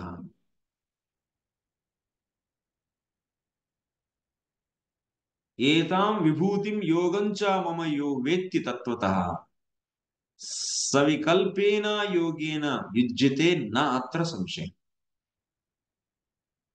అంటే భగవంతుడి యొక్క శక్తి, అంటే ఈ భౌతిక శక్తి, బహిరంగ శక్తి ఎలా భగవతత్వాన్ని తెలుసుకోలేరు అంటే వాళ్ళకున్నటువంటి ఈ బుద్ధి శక్తితో తెలుసుకోలేరు. సో అంటే ఈ బహిరంగ శక్తి సృష్టి ఎలా చేస్తున్నారు, అతనికి అంతరంగ శక్తి ఎలా ఉంది, సృష్టి ఎలా బిగిన్ అవుతుంది, ఎలా చేస్తున్నారు లోన, ఇవన్నీ ఈ ఋషులు మునులు వీళ్ళంతా కూడాను, సప్తర్షులు చతుష్కుమారులు వీళ్ళందరూ కూడాను తన సొంత బుద్ధితో ఎప్పటికీ తెలుసుకోలేరు. ఇప్పుడు మనిషి తన సొంత బుద్ధితో ఈ ప్రకృతిలో ఉన్న చాలా విషయాలు తెలుసుకుంటున్నాడు. అంటే మన కడుపులో ఏం జరుగుతుంది, కిడ్నీలు ఎలా పనిచేస్తున్నాయి, మూత్రపిండాలు ఎలా పనిచేస్తున్నాయి, తర్వాత లంగ్స్ ఎలా పనిచేస్తున్నాయి, బ్లడ్ ఎలా సర్క్యులేట్ అవుతుంది, జీర్ణమైనటువంటి ఆహారం ఎలా జీర్ణం అవుతుంది, దాని నుంచి శక్తి ఎలా రిలీజ్ అవుతుంది, ఇవన్నీ తెలుసుకున్నాం మనం. తెలుసుకున్నామా లేదా? తెలుసుకున్నాం. ఎలాగా? మనకున్నటువంటి బుద్ధి మేధస్సు శక్తిని వాడి మనం తెలుసుకున్నాం. మరి అదే విధంగా భగవంతుడిని కూడా మనం తెలుసుకోగలమా? భగవంతుడికి ఈ సృష్టి ఎలా చేస్తున్నాడు, అసలు ఎలా ఆవిర్భవమైంది, అసలు భగవంతుడు ఈ యొక్క భౌతిక జగత్తు ఆధ్యాత్మిక జగత్తు రెండింటిని ఎలా సృష్టించగలుగుతున్నాడు, ఇన్ని వేల మంది బ్రహ్మాండాలను ఎలా నడుపుతున్నాడు, వీటన్నిటిని ఎలా తయారు చేశాడు అని చెప్పి నువ్వు తెలుసుకోగలవా? తెలుసుకోలేవు. అంటే నువ్వు అనొచ్చు, మనం అంటే తెలుసుకోలేములే, మన బుద్ధి అల్ప బుద్ధి, మనం చిన్న చిన్న సైజు, కానీ పైన మనకన్నా పై లోకాల్లో ఉండేటువంటి వాళ్ళు సప్తర్షులు లేకపోతే సనకాదులు, వీళ్ళకి వాళ్ళకి శక్తివంతమైనటువంటి బుద్ధి మనస్సు ఇంద్రియాలు ఉన్నాయి, వాళ్ళు తెలుసుకుంటారని అనుకోవచ్చేమో నువ్వు. వాళ్ళు తెలుసుకోలేరు. ఎప్పుడు తెలుసుకోగలుగుతాం మనం ఇవన్నీ? ఎప్పుడైతే మనం భక్తి చేస్తామో, శుద్ధ భక్తుల యొక్క కృపలో భక్తితో భక్తియుక్తమైనటువంటి భక్తియుక్తమైనటువంటి ఇంద్రియాలు మనస్సు బుద్ధి కనుక ఏర్పడితే అప్పుడు దాని ద్వారా నువ్వు ప్రత్యక్షంగా అన్ని అనుభవం పొందగలుగుతావు.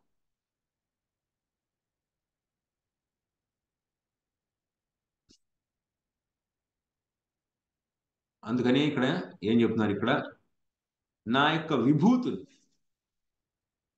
భగవంతుడు సూర్యుని ఎలా తయారు చేశాడు, బ్రహ్మాండాలను ఇప్పుడు కారణాన్వయ విష్ణు దృష్టిపాతాన్ని చేస్తే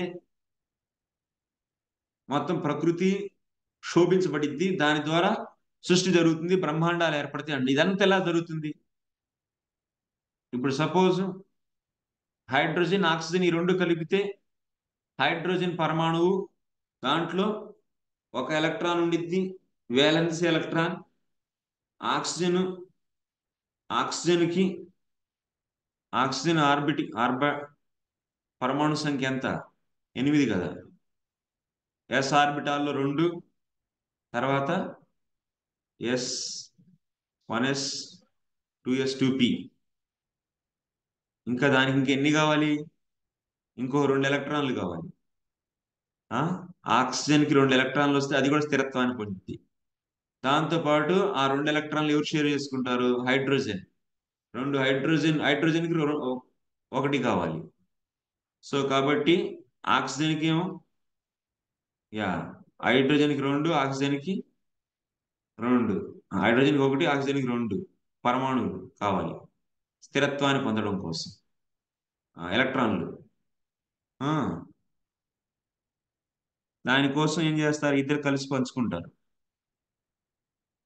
అప్పుడు ఏమవుతుంది, రెండు హైడ్రోజన్లకు ఒక ఆక్సిజన్ కలిసి నీరు ఏర్పడుతుంది. ఇది ఒక ఫినామినా. నీరు ఎలా ఏర్పడుతుంది అనేటువంటి ఫినామినా నువ్వు ల్యాబొరేటరీలో రీసెర్చ్ చేసి తెలుసుకోగలిగావు.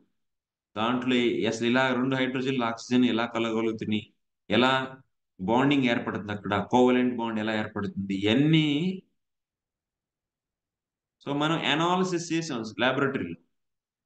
మరి అలాగే భగవంతుడు ఎలా దృష్టిపాతాన్ని వేస్తాడు, దాని నుంచి ప్రకృతి ఎలా శోభించబడుతుంది అంటే ఏ శక్తి ప్రవహిస్తుంది భగవంతుడి నుంచి, ఆ చిన్మయ దేహం నుంచి ఏంటి వచ్చేది, ఇవన్నీ ఫినామినా నువ్వు అండర్స్టాండ్ చేసుకోగలుగుతావా? ఏ విధంగా అయితే నువ్వు హైడ్రోజన్ నీరు ఆక్సిజన్ కలిసి నీరు ఏర్పడుతుంది, ఎంత ఫినామినా ఎలా ఎక్స్ప్లెయిన్ చేయగలుగుతున్నావో. ఎన్నో పదార్థాలు, ప్రకృతిలో నుండి ఎన్నో పదార్థాలు మనం మన బుద్ధితో అనలైజ్ చేయగలుగుతున్నాం. ఎలిమినేట్ చేసి ఇట్లా ఇట్లా కాదు, ఇట్లా కాదు, ఇట్లా అవుతుంది, ఎక్స్పెరిమెంట్లు చేసి థింకింగ్ చేసి రీసెర్చ్ చేసి మన ఈ యొక్క ప్రకృతిని, మన పొట్టలో ఉండేటువంటి రకాలైనటువంటి కిడ్నీలు, వీటన్నిటి యొక్క పనితనం ఎలా జరుగుతుంది అన్ని చెప్పి మనం కొంత తెలుసుకుంటున్నాం. అలాగే భగవంతుడు లోన ఏం జరుగుతుంది నీకు తెలుసా? ఎవరన్నా తెలుసుకోగలరా? ఎవరు తెలుసుకోలేరు. అదేవిధంగా భగవంతుడు ఈ సృష్టిని చేసేటప్పుడు తన యొక్క అనేక రకాలైన శక్తులు వాడుతున్నాడు. అవన్నీ ఎలా వాడుతున్నాడు ఏందని చెప్పి మనకు తెలుసా అంటే మనం తెలుసుకోలేం. శాస్త్రాల్లో ఉంది కదా అంటే ఉంది, ఉందాన్ని వింటున్నాం అంతే. అది ఎంత చెప్పిందో శాస్త్రం అంతవరకు, ఏదో రెండు ముక్కలు మూడు ముక్కలు చెప్పింది అంతే. కారణానుసాయ విష్ణు ప్రకృతి పైన దృష్టిపాతాన్ని పెడితే అసలు ఆ ప్రకృతిలో శోభ ఏమొస్తుంది, అక్కడ ఏం ఎనర్జీస్ ఎలా ట్రాన్సాక్షన్ జరుగుతున్నాయి, దాని నుంచి ఎలా అనేక శోభించబడి 23 పదార్థాలు వచ్చి దాని నుంచి ఎలా ఎలా జరుగుతుంది, అంత ఫెనామినా మెకానిజం తెలుసా మనకి? ఏం తెలియదు. నో. అసలు బ్రహ్మాండం గుడ్డుగా గుండ్రంగా మారుతుంది, అందులో భగవంతుడు ప్రవేశిస్తున్నాడు. ఎలా ప్రవేశిస్తున్నాడు ఇవన్నీ, అక్కడ విరాట్ పురుషుడు ఎలా పుడుతున్నాడు, వాట్ ఈస్ ద మెకానిజం?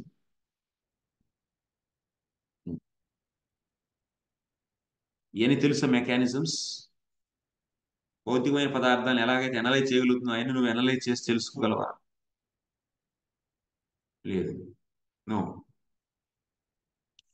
అంటే నేను చెప్పేది ఏంటి అంటే భగవంతుడు ఇవన్నీ ఎలా చేయగలుగుతున్నాడు, భగవంతుడి యొక్క ఈ యొక్క విభూతులు ఇవన్నీ, భగవంతుడి యొక్క శక్తి, ఇవన్నీ ఎలా ఫంక్షన్ అవుతున్నాయి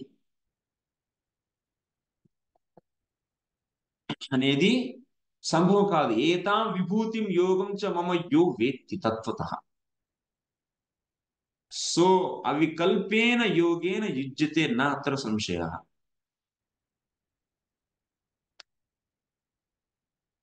సో అంటే ఏంటి అర్థం, ఇక్కడ కింద వ్యాఖ్యలు చదువుతాము. కింటు భక్త్యా అహం ఏకయా గ్రాహ్య. భగవంతుడు అదే అంటున్నారు, నన్ను గనుక నా భగవత్ తత్వాన్ని తెలుసుకోవాలి అంటే ఒకటే సొల్యూషన్, భక్త్యా అకమే అహం ఏకయ. పవర్ఫుల్ శుద్ధ సాధన భక్తి అంటే అది పవర్ఫుల్ అనమాట. పూర్ణ బలత్వాత్, నిన్న చదువుతున్నాం మేము నెక్టర్ ఆఫ్ డివోషన్ లో. పూర్ణ బలత్వం, శుద్ధ భక్తిలో కంప్లీట్ పవర్ ఉండిద్ది. అదే నువ్వు శుద్ధ భక్తి చేయు, కర్మ మిశ్ర భక్తి చేసావంటే అందులో ఫుల్ పవర్ ఉండదు అనమాట. అంటే అనర్థాలని ఇత్యాదుల్ని ఫాస్ట్ గా అది క్లీన్ చేయలేదు, ఫుల్ పవర్ లేదు అక్కడ. సో అలా ఫుల్ పవర్ ఉన్నటువంటి శుద్ధ భక్తితో భక్తి చేస్తే, శుద్ధ భక్తిని చేస్తే, ఫుల్ పవర్ ఉన్న శుద్ధ భక్తిని చేస్తే అప్పుడు భగవంతుడు నీకు గోచరం అవుతాడు, కనిపిస్తాడు. అంత సర్వం నీకు రివీల్ అవుతుంది, సర్వం తెలుస్తుంది, ఈ బ్రహ్మాండంలో ఏం జరుగుతుంది.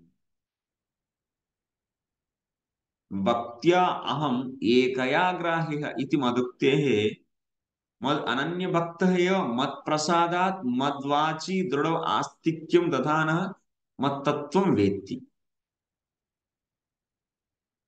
అంటే శాస్త్రంలో చెప్పింది చిన్న చితక అంతా ఎక్కడ ఎక్స్ప్లెయిన్ చేసింది శాస్త్రం? మొత్తం మెకానిజం తెలుసా? స్పిరిచువల్ ఎలా ఏర్పడుతుందని, అక్కడ శక్తులు ఎలా ఎలా ఇంటరాక్ట్ అవుతుంది అని చెప్పి నీకేముంది? ఎక్కడ రాస్తుంది చెప్పండి అవన్నీ. సో కొంచెం కొంచెం చెప్పింది శాస్త్రం ఇట్లా ఇట్లా ఉంటది అని. కానీ అక్కడికి మనకి క్లియర్గా అన్ని మనకి బోధపడుతుందా? లేదు. ఆ మెకానిజం మనకు అర్థమవుతుందా? లేదు. సో అప్పటికి ఏమవుతుంది? ఇక్కడ ఏం చెబుతున్నాము? ఇక్కడ ఏం చెప్తున్నారు?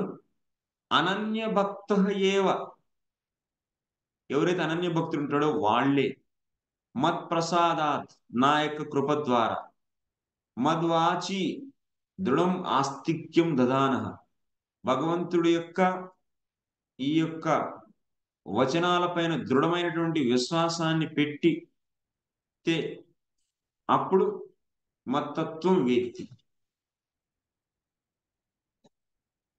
అప్పుడే భగవంతుడి యొక్క తత్వాన్ని తెలుసుకోగలుగుతాం.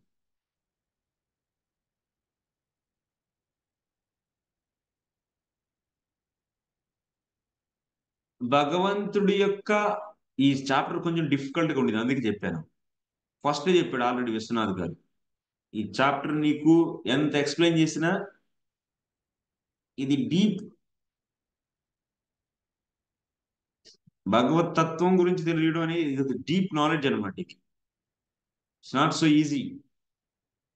ఈ 10వ చాప్టర్ అర్థం చేసుకోవడం కూడా అంత ఈజీ కాదు.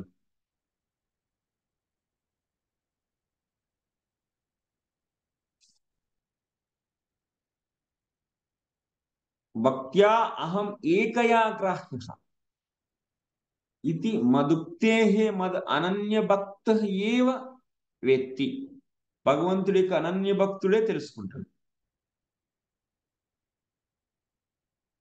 ఏంటది? భగవతత్వాన్ని. ఎటువంటి అనన్య భక్తుడు? ఎవరైతే దృఢ ఆస్తిక్యం దదాన, భగవంతుడి యొక్క వచనాల పైన ఎవరైతే దృఢమైనటువంటి ఆసక్తిని, ఆస్తిక్యం, ఇప్పుడు భగవద్గీత చెప్తున్నాడు, ఇదంతా భగవంతుడి యొక్క వచనాలు ఇవన్నీ, వీటిపైన దృఢమైనటువంటి ఆస్తిక్యం. ఆస్తిక్యం అంటే విశ్వాసం. అది కూడా భగవంతుడి యొక్క ప్రసాదం వల్లే. మత్ ప్రసాదాత్ మద్వాచి దృఢ ఆస్తిక్యం, నా కృప వల్ల నా వచనాల పైన దృఢమైనటువంటి విశ్వాసాన్ని ఎవరైతే పెడతాడో ఆ అనన్య భక్తుడు నా తత్వాన్ని తెలుసుకుంటాడు అని అంటున్నారు.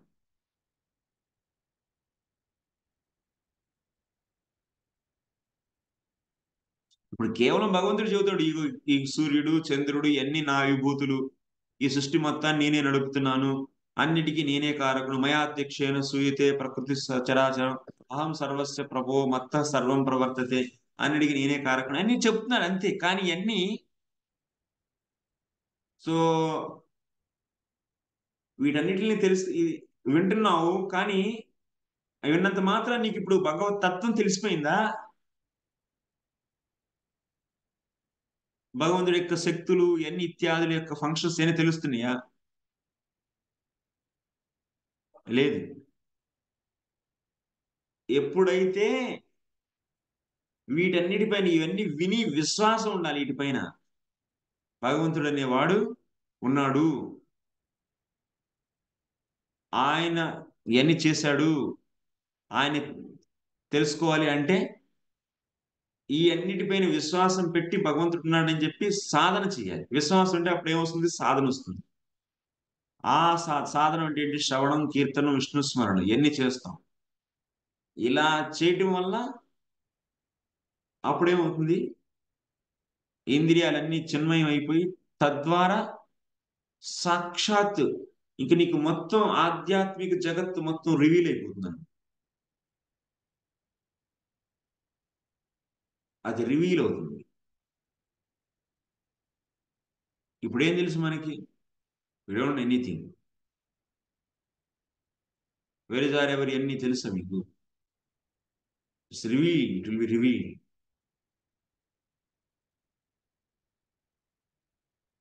భగవంతుడు కారణాను విష్ణు, ఆయన దిక్కులు టైం అన్నిటికి కూడాను పరమైన వాడు. భౌతిక జగత్తు టైంతో నియంత్రించబడింది. కానీ ఆధ్యాత్మిక జగత్తులో టైమే లేదు. టైమే లేనటువంటి ఆ యొక్క జగత్తు ఎలా నడుస్తుంది అసలు?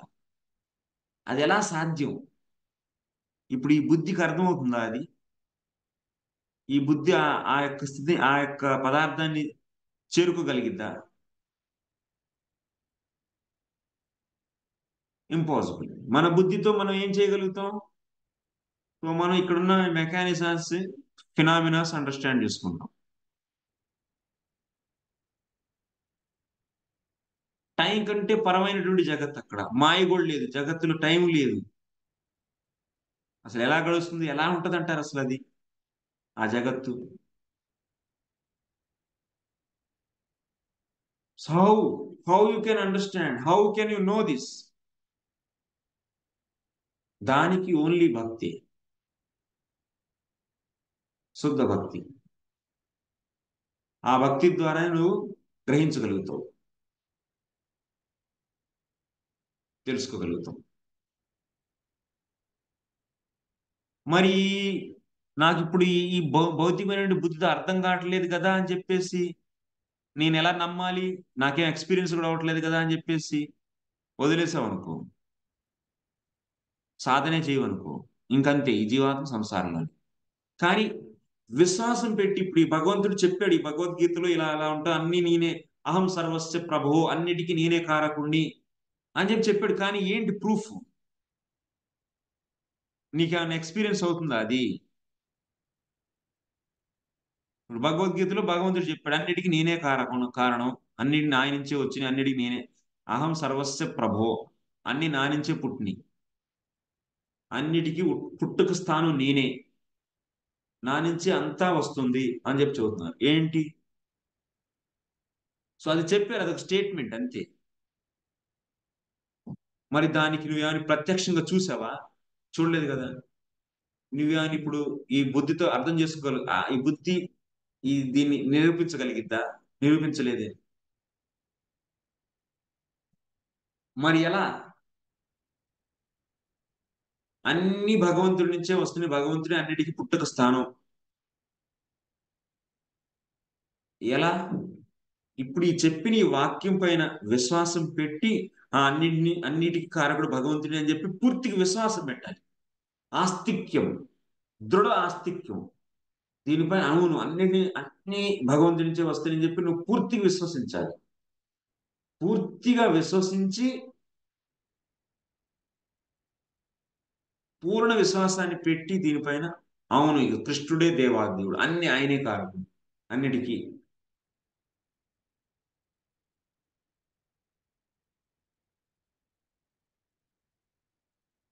అని పెట్టేసి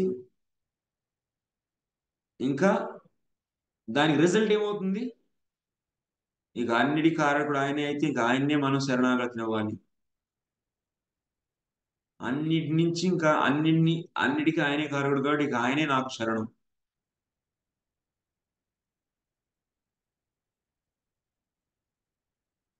అని చెప్పి ఇక ఆయన యొక్క నిరంతర భక్తి కనుక చేస్తే అప్పుడు అతను తెలుసుకోగలుగుతాడు. మరి విశ్వాసం ఎక్కడి నుంచి వస్తుంది ఇలా? ఎస్, మనకి ఒకన్నా ముందర ఆచార్యులు భక్తులు చూస్తున్నాం, వాళ్ళు పూర్ణ విశ్వాసం పెట్టి నిరంతరం జీవితంలో ప్రతి క్షణం భగవంతుడి సేవలో నిమగ్నం అయిపోయి మీకు ఎంతో మంది కనపడతారు. ఈ మూమెంట్ లో, మన మూమెంట్ లో కూడా ఎంతో మంది ఉన్నారు. సో అలాంటి శుద్ధ భక్తుల యొక్క, అలాంటి నిరంతరం భగవంతుడి సేవలో నిమగ్నం అయిపోయినటువంటి ఆ భక్తుల యొక్క చూస్తున్నావు కదా, చూడటం కూడా అది కృపే. వాళ్ళ కృపే నీకు దొరుకుతుంది. శుద్ధ భక్తులు చూడటం కూడా కృపే.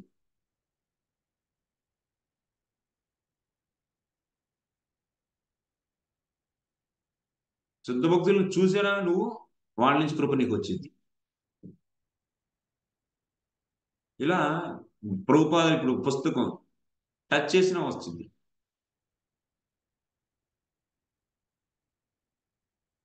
విన్నా వాళ్ళ గురించి. సో దెన్ అలా నువ్వు కూడా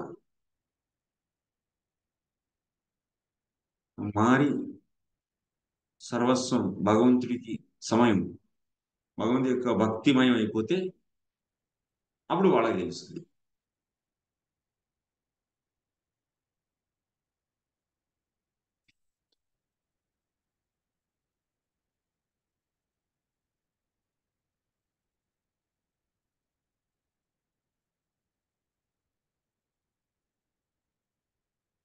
మత్ప్రభోః శ్రీకృష్ణస్య వాక్యం వాక్యా ఇదమేవ పరం తత్వం ఇతి దృఢ ఆస్తిక్యవాన్ ఏవ యః వేత్తి.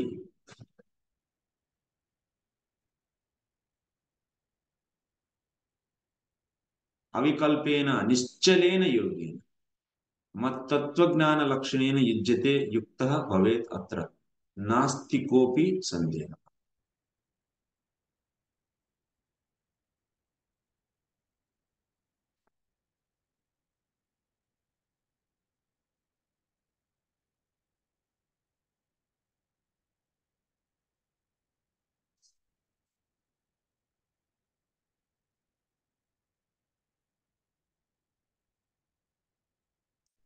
అహం సర్వస్య ప్రభవో మత్తః సర్వం ప్రవర్తతే ఇతి మత్వా భజంతే మాం బుధాః భావ సమన్వితాః.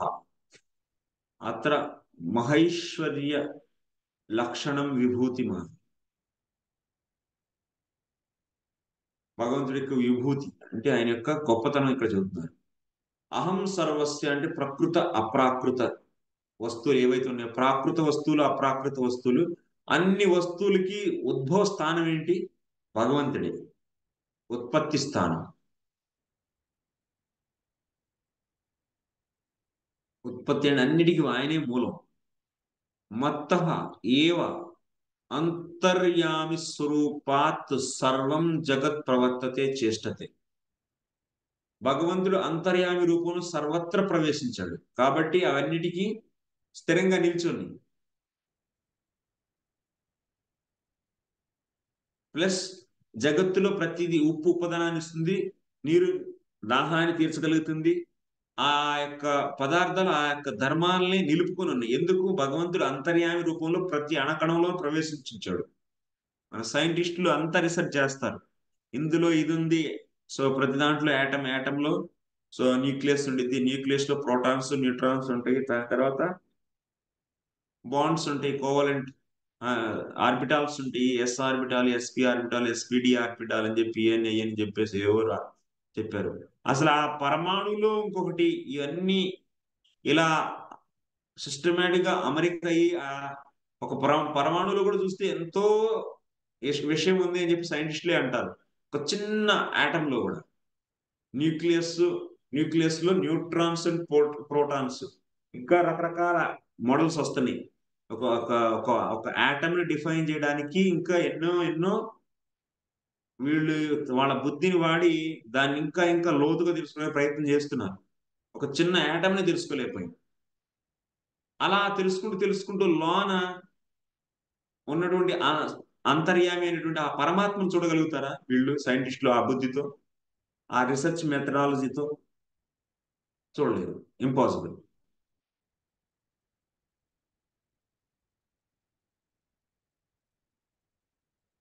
భగవంతుడు సర్వత్ర అంతర్యామి. ఆయన ఆ యొక్క ఆటంలో కూడా ఉన్నాడు, ఉంటేనే అవన్నీ జరుగుతుంది. మనోళ్ళు అంటారు న్యూక్లియస్ చుట్టూ ఎలక్ట్రాన్స్ తిరుగుతున్నాయి అని. అవన్నీ తిరుగుతున్నాయి అంటే ఒక చిన్న ఆటమ్ లో ఇంత స్ట్రక్చర్ ఉంది అని చెప్పి, ఎంతో పెద్ద స్ట్రక్చర్ ఉంది అని చెప్పి చెబుతారు. ఆ స్ట్రక్చర్ అంతా అలా ఎలా ఫంక్షన్ అవుతుంది? అవన్నీ ఆ ఫంక్షన్ అవుతేనే అప్పుడు ఆ యొక్క ఆ ఆటంకి ఆ ధర్మం ఉండిద్ది. ఉప్పు కణం అయితే ఉప్పు ధర్మం, నీటి కణం అయితే నీటి ధర్మం ఉండిద్ది. ఆ ధర్మం మెయింటైన్ అయింది. సో ఆ ఉన్నటువంటి అంతర్యామి అయినటువంటి ఆ పరమాత్మ చూడగలుగుతున్నారా సైంటిస్టులు? లేదు. అదే చెబుతున్నాడు ఇప్పుడు కృష్ణుడు. వాళ్ళు వాళ్ళ బుద్ధితో నన్ను చూడలేరు. ఇంపాసిబుల్. బుద్ధి అనేది భౌతికమైంది. మరి ఎలా చూడాలి అంటే భక్తి. అంటే అన్నిటికీ భగవంతుడే అని కారణం ఇప్పుడు నువ్వు స్థాపించలేవు, నీకున్నటువంటి భౌతికమైన బుద్ధి ఇత్యాది. కానీ అయినా సరే ఈ భగవద్గీతలో చెప్పాడు, సాక్షాత్తు భగవంతుడే చెబుతున్నాడు అని ఆ భగవంతుడు చెప్పినటువంటి ఈ వాక్యాలపైన నువ్వు విశ్వాసం పెట్టి భక్తి చేస్తే అప్పుడు నువ్వు అవన్నీ రియలైజ్ అవ్వగలుగుతావు. ఎస్.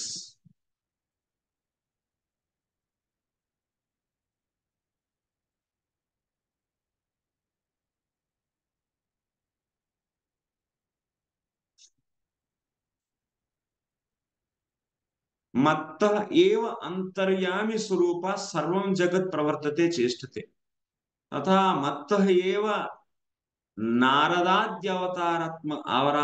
అవతారాత్మకాత్ సర్వం భక్తి జ్ఞాన తప కర్మాదికం సాధనం తత్తత్ సాధ్యం చ ప్రవృత్తం భవతి. భగవంతుడి అనేకమైనటువంటి అవతారాలు తీసుకొని ఈ యొక్క భక్తి జ్ఞానం అన్నిటిని ప్రచారం చేస్తున్నాడు. ఐకాంతిక భక్తి లక్షణం యోగమాహ ఇది మత్వా ఆస్తిక్యత. మత్వ అంటే ఏంటి ఇక్కడ? ఆస్తిక్యం అంటే విశ్వాసం. అంటే అన్నిటికీ కారణం ఏంటి? భగవంతుడే, సర్వం ఆయన నుంచే ఉద్భవం అవుతుంది అని మత్వ అంటే విశ్వాసం పెట్టడం, నువ్వు నమ్మాలి.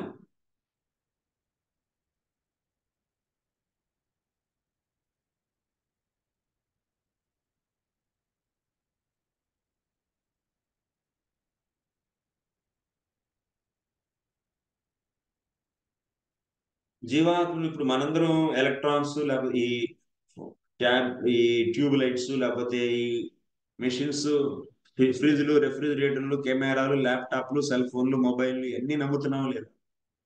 ఎందుకు నమ్ముతున్నావు? నువ్వు ప్రత్యక్షంగా ఈ భౌతికమైన ఇంద్రియాలతో చూస్తున్నావు, అనుభవం టచ్ చేస్తున్నావు.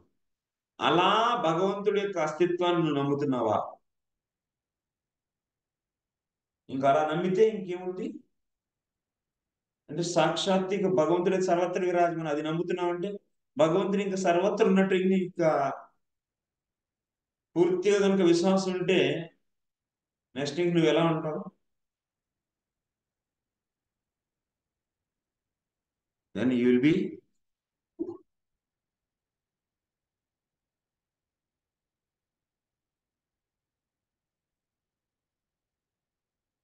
Very attentive in your devotion. నీ భక్తిలో నువ్వు చాలా అటెంటివ్గా ఉంటావు. సో అలా విశ్వాసంతో ఎవరైతే భగవంతుడి యొక్క భక్తిని చేస్తారో వాళ్ళకి ఏమొస్తుంది? భావ సమన్విత, దాస్య సఖ్యాది భావాలను పొందుతారు. అలా దాస్య సఖ్య భావాన్ని ఎవరైతే పొందుతారో సాధన చేసి వాళ్ళు భగవతత్వాన్ని తెలుసుకోగలుగుతారు. మచ్చిత్త మద్గత ప్రాణ బోధయంతః పరస్పరం కథయంతశ్చ మాం నిత్యం తుష్యంతి చ రమంతి చ.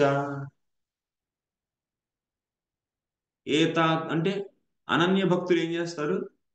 ఏతాదృశ అనన్య భక్త ఏవ మత్ప్రసాదాత్ లబ్ధ భక్తి యోగ పూర్వోక్త. భగవంతుడి యొక్క కృపతో అనన్య భక్త ఏవ మత్ప్రసాదాత్ లబ్ధ బుద్ధి యోగ పూర్వోక్త లక్షణం దుర్బోధమపి మత్తత్వజ్ఞానం ప్రాప్నువంతి. అనన్య భక్తులు భగవంతుడి యొక్క కృప ద్వారా భగవతత్వాన్ని, భగవతత్వ జ్ఞానాన్ని పొందుతారు.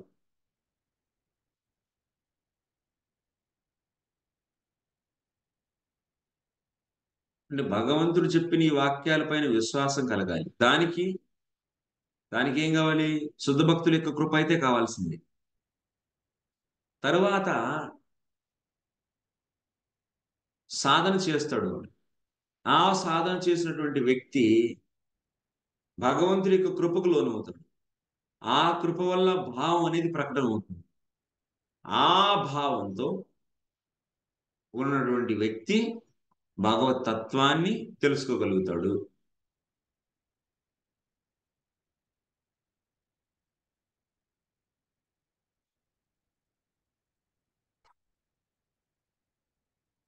పూర్వోక్త లక్షణం దుర్బోధమపి. అంటే భగవతత్వాన్ని తెలుసుకోవడం చాలా కష్టం అయినప్పటికీ ఇప్పుడు ఎవరైతే భావభక్తిని పొందుతారో వాళ్ళకి భగవతత్వ జ్ఞానం అనేది తెలిసిపోతుంది.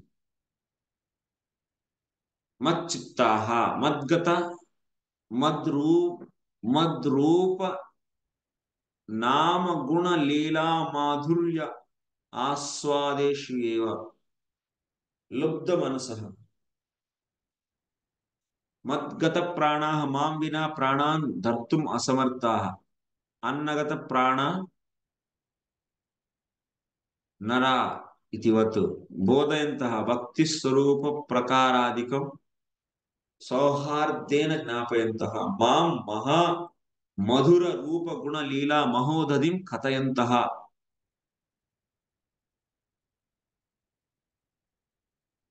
సో ఇక్కడ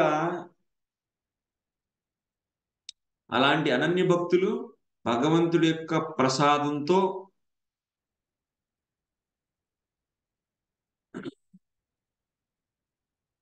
అంటే భగవంతుడి యొక్క కృపతో దుర్బోధం అయినప్పటికీ భగవత్ తత్వ జ్ఞానాన్ని పొందుతారు, తెలుసుకుంటారు అని చెప్పాం.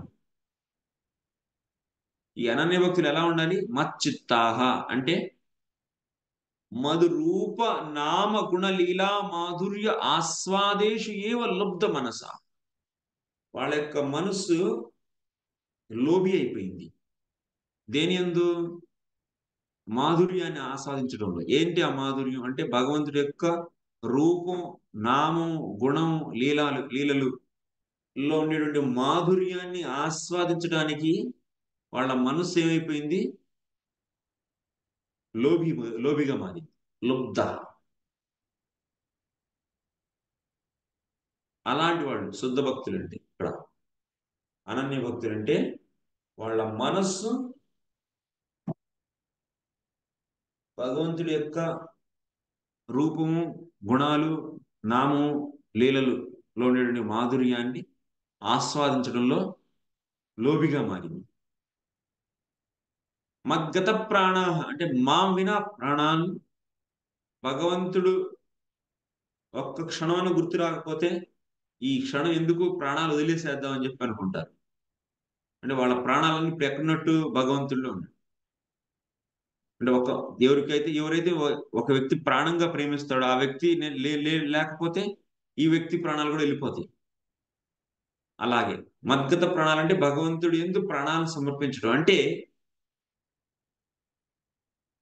భగవంతుడు లేకుండా ఒక్క క్షణం కూడా ఉండలేదు. మాం వినా ప్రాణాన్ అంటే భగవంతుడు కనుక ఒక్క క్షణం గుర్తు రాకపోతే ప్రాణాలు వదిలేయడానికైనా వాళ్ళు రెడీ అయిపోతారు. మద్గత ప్రాణ మాం విన అంటే భగవంతుడు లేకుండా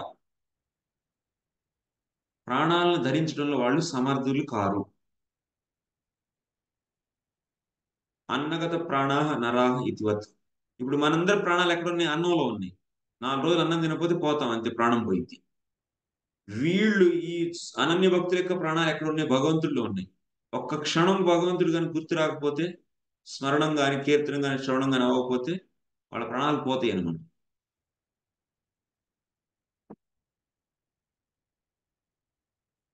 ఇలాంటి అనన్య భక్తులు భగవత్ తత్వాన్ని తెలుసుకోగలుగుతారు. మత్తజ్ఞానం ప్రాప్నువంతి, భగవత్ తత్వ జ్ఞానాన్ని పొందుతారు. మరి అలాంటి అనన్య భక్తులు ఎలా అవుతారు అంటే భగవంతుడి యొక్క వాక్యాలపైన విశ్వాసం పెట్టాలి. ఆ విశ్వాసం ఎక్కడి నుంచి వస్తుంది అంటే శుద్ధ భక్తులు, ఆ వాక్యాల్లో ఉండే ఆ శుద్ధ భక్తిని మనకి ఎలా తెలుస్తుంది? దానిపైన విశ్వాసం ఎలా వస్తుందంటే శుద్ధ భక్తుల నుంచి వింటూనే. మన సొంత బుద్ధితో తెలుసుకుంటామంటే మన సొంత బుద్ధితో తెలుసుకోలేం. ఇవన్నీ మన సొంత బుద్ధితో చేయగలమా అంటే సొంత బుద్ధితో చేయగలం. Okay, thank you very much. ఈ 9వ శ్లోకం మళ్ళీ డిస్కస్ చేస్తాం.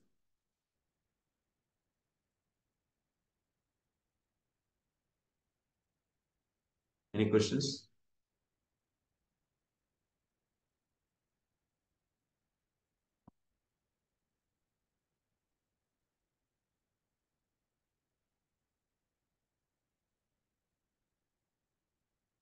అర్థమైందా అంతా? ఎస్ చిన్మయి మాతాజీ.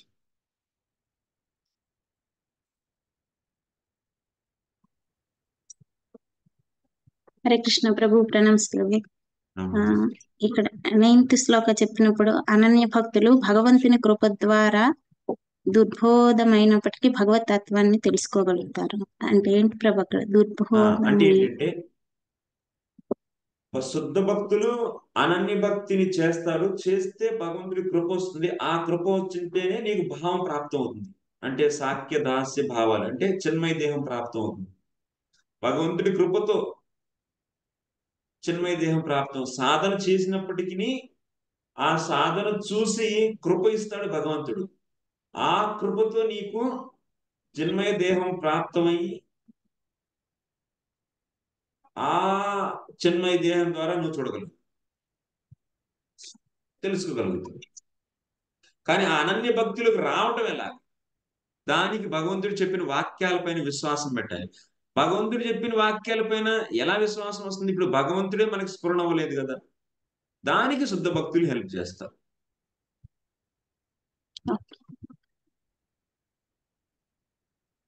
ఇంకా అంతకు ముందు విశ్వాసం ఎలా కలుగుతుంది అంటే అక్కడ ఒక పాయింట్ చెప్పారు. అది అది ఈవెన్ మనం శుద్ధ భక్తుల కృప, లేదంటే ఈవెన్ ప్రభుపాదుల పుస్తకాలు చదివిన, వాటిని టచ్ చేసిన సంథింగ్ ఏదో చెప్పారు. వస్తుందా టచ్ ప్రభు? చేసినా చాలు. రావట్లేదు మనం. లేదంటే అది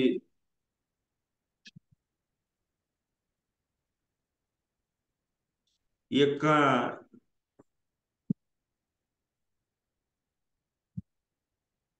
కృప అనేది ఒక శుద్ధ భక్తుడు 100 మంది ముందుకు వచ్చాడు. ఆ 100 మందికి సమానంగా కృప దొరుకుతుందంటే కాదు. దానికి చాలా కారణాలు ఉంటాయి. ఒకటి, శుద్ధ భక్తుడికి ఇష్టం ఉండకపోవచ్చు. అంటే ఇష్టం ఉండకపోవడం అంటే ఆయన ఇష్టం, ఎవరికి ఇవ్వాలి ఎవరికి ఇవ్వకూడదు అనేది. అదేవిధంగా శుద్ధ భక్తుడు వెళ్ళిపోయి ఆ యొక్క నేల ఏదైతే ఉందో దాన్ని టచ్ చేసినా మనకి ఆ శుద్ధ భక్తుడి యొక్క సాంగత్యం వస్తుంది. శుద్ధ భక్తుల సాంగత్యం వల్ల ఇప్పుడు సాంగత్యం ప్లస్ కృప రెండు ఉంటాయి యాక్చువల్లీ. ఇప్పుడు ప్రత్యక్షంగా లేరు అంటే సాంగత్యం ఉన్నట్టే, కానీ కృప లేదు. అంటే ప్రత్యక్షమైనటువంటి కృప, సాంగత్యంలో కృప ఉండిద్ది మళ్ళీ. ఒకటి ఏంటంటే ఇప్పుడు ప్రత్యక్షంగా శుద్ధ భక్తుడు ఉన్నాడు అనుకో, ఆ శుద్ధ భక్తుడి యొక్క చూడడానికి 100 మంది 1000 మంది వచ్చారు. 1000 మందికి ఇప్పుడు ఆ సాంగత్యంలో ఆల్రెడీ శుద్ధ భక్తుడి యొక్క కృప ఉండేది, అది అందరికీ ప్రవహించింది. కానీ ఆ 100 మందిలో ఎవరో ఒకళ్ళకి ఈ వ్యక్తి వీడు శుద్ధ భక్తుడు అవుగాక అని చెప్పి ఆశీర్వాదం ఇచ్చాడు. ఇప్పుడు ఇదేంటి? ఇది సాంగత్యం నా కామన్ అందరికి. దానిపైన ఇదేంటి? శుద్ధ భక్తుడు ఇతనికి స్పెషల్ గా ఇచ్చాడు. అది ఆయనకి ఎందుకు ఒక్కడికే ఇచ్చాడు, అందరికి ఇవ్వలేదు అంటే అది ఆయన ఇష్టం. అలా ఇప్పుడు బుక్స్ వీటన్నిటిలోనూ ఆచార్యులు కామెంటరీస్ బుక్స్ వీటన్నిటిలోనూ ఆల్రెడీ సాంగత్యం ఉంది, సాంగత్యం ఉంది. శుద్ధ భక్తుల యొక్క సాంగత్యం మనకు కలుగుతుంది, టచ్ అవుతున్నాం మనం ప్రతిసారి. సో అది కొంత మీద వర్క్ చేస్తుంది, కొంతమంది మీద వర్క్ చేయదు. ఎవరి మీద వర్క్ చేస్తుంది?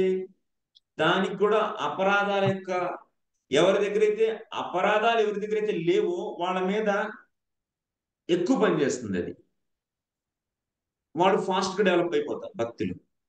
ఎవరి దగ్గర అయితే అపరాధాలు ఉంటాయో వాళ్ళ మీద ఆ కామన్ గా డిస్ట్రిబ్యూట్ అయింది కదా. ఇప్పుడు ప్రభుత్వ పుస్తకాలు లేకపోతే ఆచార్యులు కామెంటరీస్ అన్నింటిలో కృప ఉంది ఆల్రెడీ.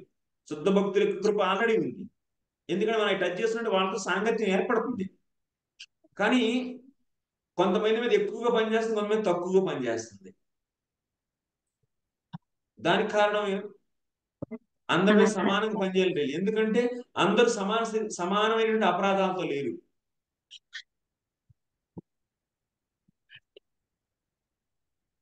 మళ్ళీ వీళ్ళ ఎవరున్న జీవితంలో ఒక శుద్ధ భక్తుడు వచ్చి మళ్ళీ ఆయన స్పెషల్ గా ఆశీర్వాదం ఇచ్చాడు. ఆశీర్వదించినప్పుడు ఈ వ్యక్తిలో గొప్ప గొప్ప దోషాలను ఉండొచ్చు, అపరాధాలు, వాటన్నిటిని నశింపచేసే శక్తి అతనికి ఉంది. అతనికి ఉన్నప్పటికీ శక్తి ఇవ్వాలని రూల్ లేదు.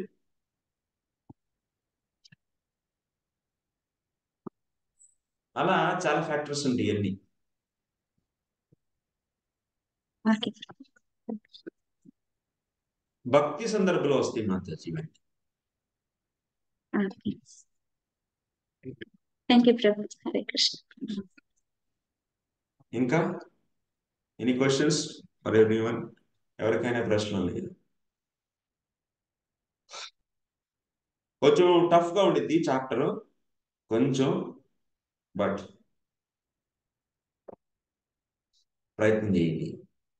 10వ అధ్యాయం మొదటి 6 అధ్యాయాలు చాలా సింపుల్ గా ఉంటాయి. 7, 8, 9 కూడా. ఇది కొంచెం ఇలా ఉండిద్ది. Any questions?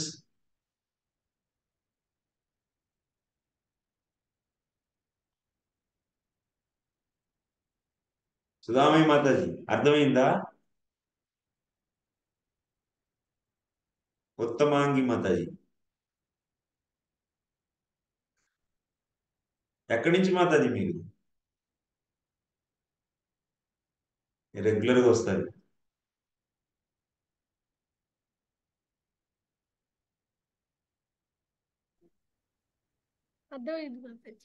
హరే కృష్ణ. ఎక్కడి నుంచి? మేము దుబాయ్ నుంచి. ఆ దుబాయ్. అచ్చా అచ్చా అచ్చా, దుబాయ్.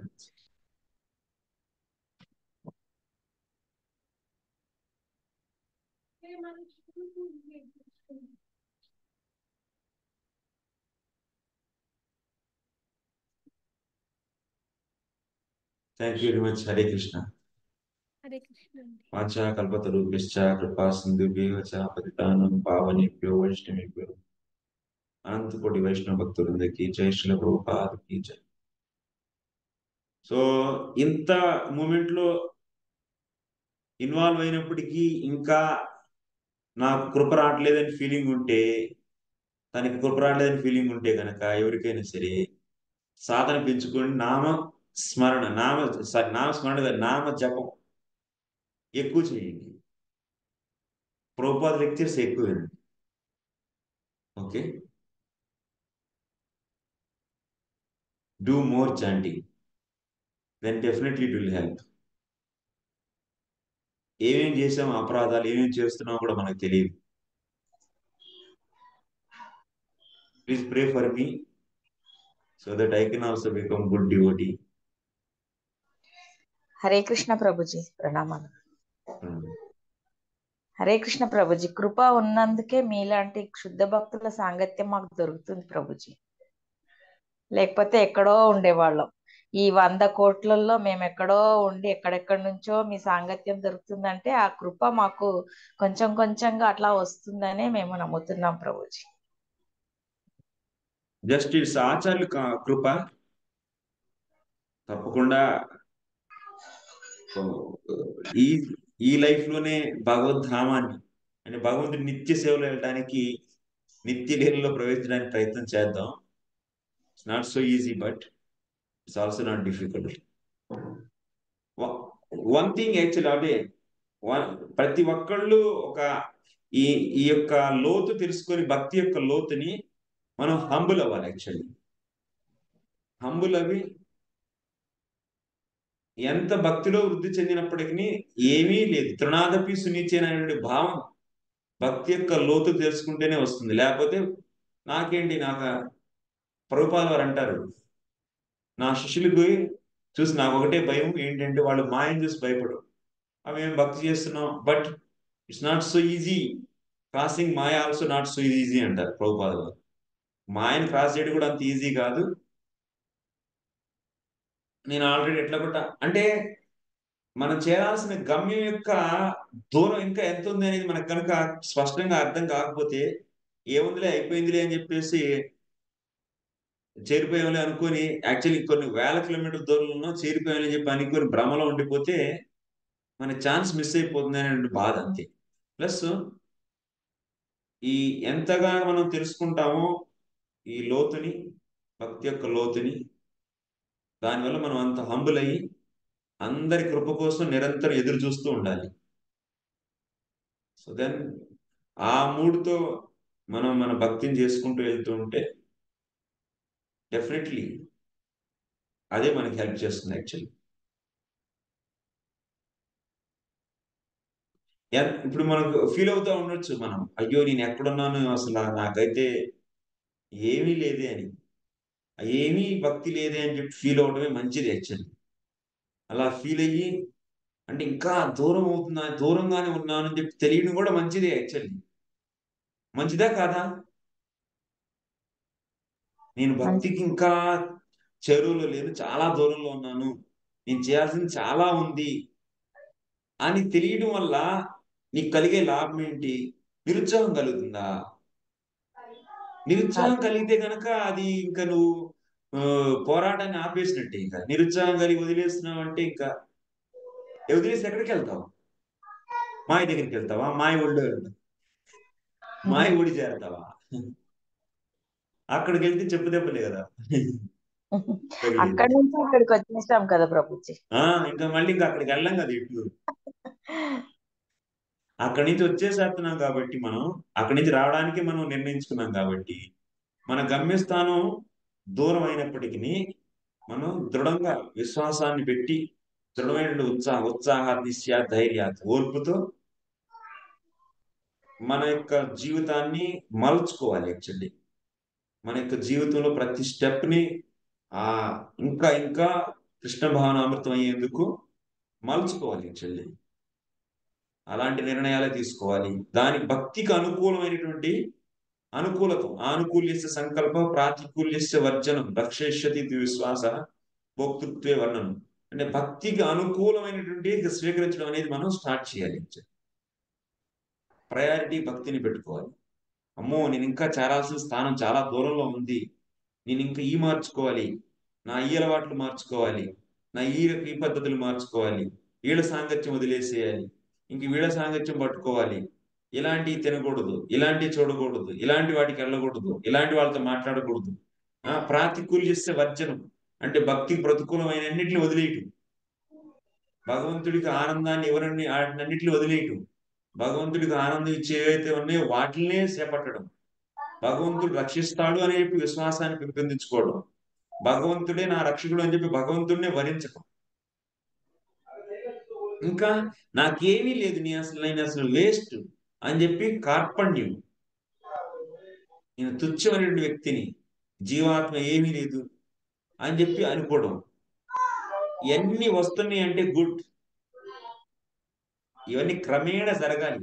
ఇలా క్రమేణా జరుగుతుంటే అదే శరణాగతి యొక్క స్థితి. యాక్చువల్లీ ఈ దిశలో పెరుగుతూ ఉండాలి. ఒక్కసారిగా అన్ని వచ్చి పడవు కదా, క్రమేణా వినగా వినగా వింటూ ఉండు, తెలుసుకుంటూ ఉండు, ఇంకా ఎంత దూరంలో ఉన్నావు, ఇంకా ఎంత దూరం ప్రయాణించాలో, ఇంకా ఏం మార్పులు తెచ్చుకోవాలి, ఇంకా భక్తిని ఎలా పెంచుకోవాలో చెప్తా ఉంటారు. ఈ యొక్క భగవద్గీత భాగవతంలో ఆచార్యులు, శిల ప్రభుపాదుల వారి పుస్తకాలు, భక్తులు చెప్తా ఉంటారు. విను విను, అప్పుడే అయిపోలేదు, విని మార్చుకుంటూ ధైర్యంగా ఉండాలి, ధైర్యంగా ఉండి ప్రయాణించాలి. ఓకే, హరే కృష్ణ. మీరు ఇచ్చే మల్టీవిటమిన్ డోసేజ్ సెలైన్ వాటర్ లో నరాలకి ఇచ్చేస్తున్నారు ప్రభుజీ. ఇంకా మీరు మారకుంటే ఇంకా అంతే.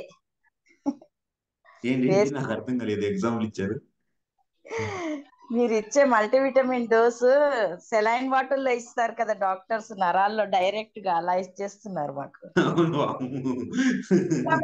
లేదంటే ఇంకా అంతే, ఎన్ని జన్మలు.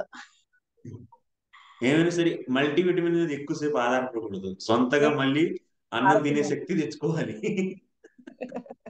మల్టీవిటమిన్ ఎమర్జెన్సీలో పనిచేస్తుంది అంతే. స్టార్టింగ్ లో వాళ్ళు ఆ యొక్క సిక్నెస్ నుంచి బయటపడడం కోసం అది టెంపరీగా ఇచ్చే సొల్యూషన్. మల్టీవిటమిన్ కరెక్ట్ ఎగ్జాంపుల్ ఇచ్చారు మీకు. యాక్చువల్లీ ఏమైనా కానీ multivitamin only for patients so patient స్థితిలో కొంచెం ఉపయోగపడింది, కానీ తర్వాత సొంతగా తిని సస్టైన్ అవ్వాలి. అంటే మన యొక్క సాధన అనేది మనమే నిలుపుకోవాలి actually. Correct. Hare Krishna Prabhuji. Thank you Prabhuji. Hari Hare Krishna. Hare Krishna. Will meet tomorrow. Hare Krishna. రేపు 8:30 క్లాస్.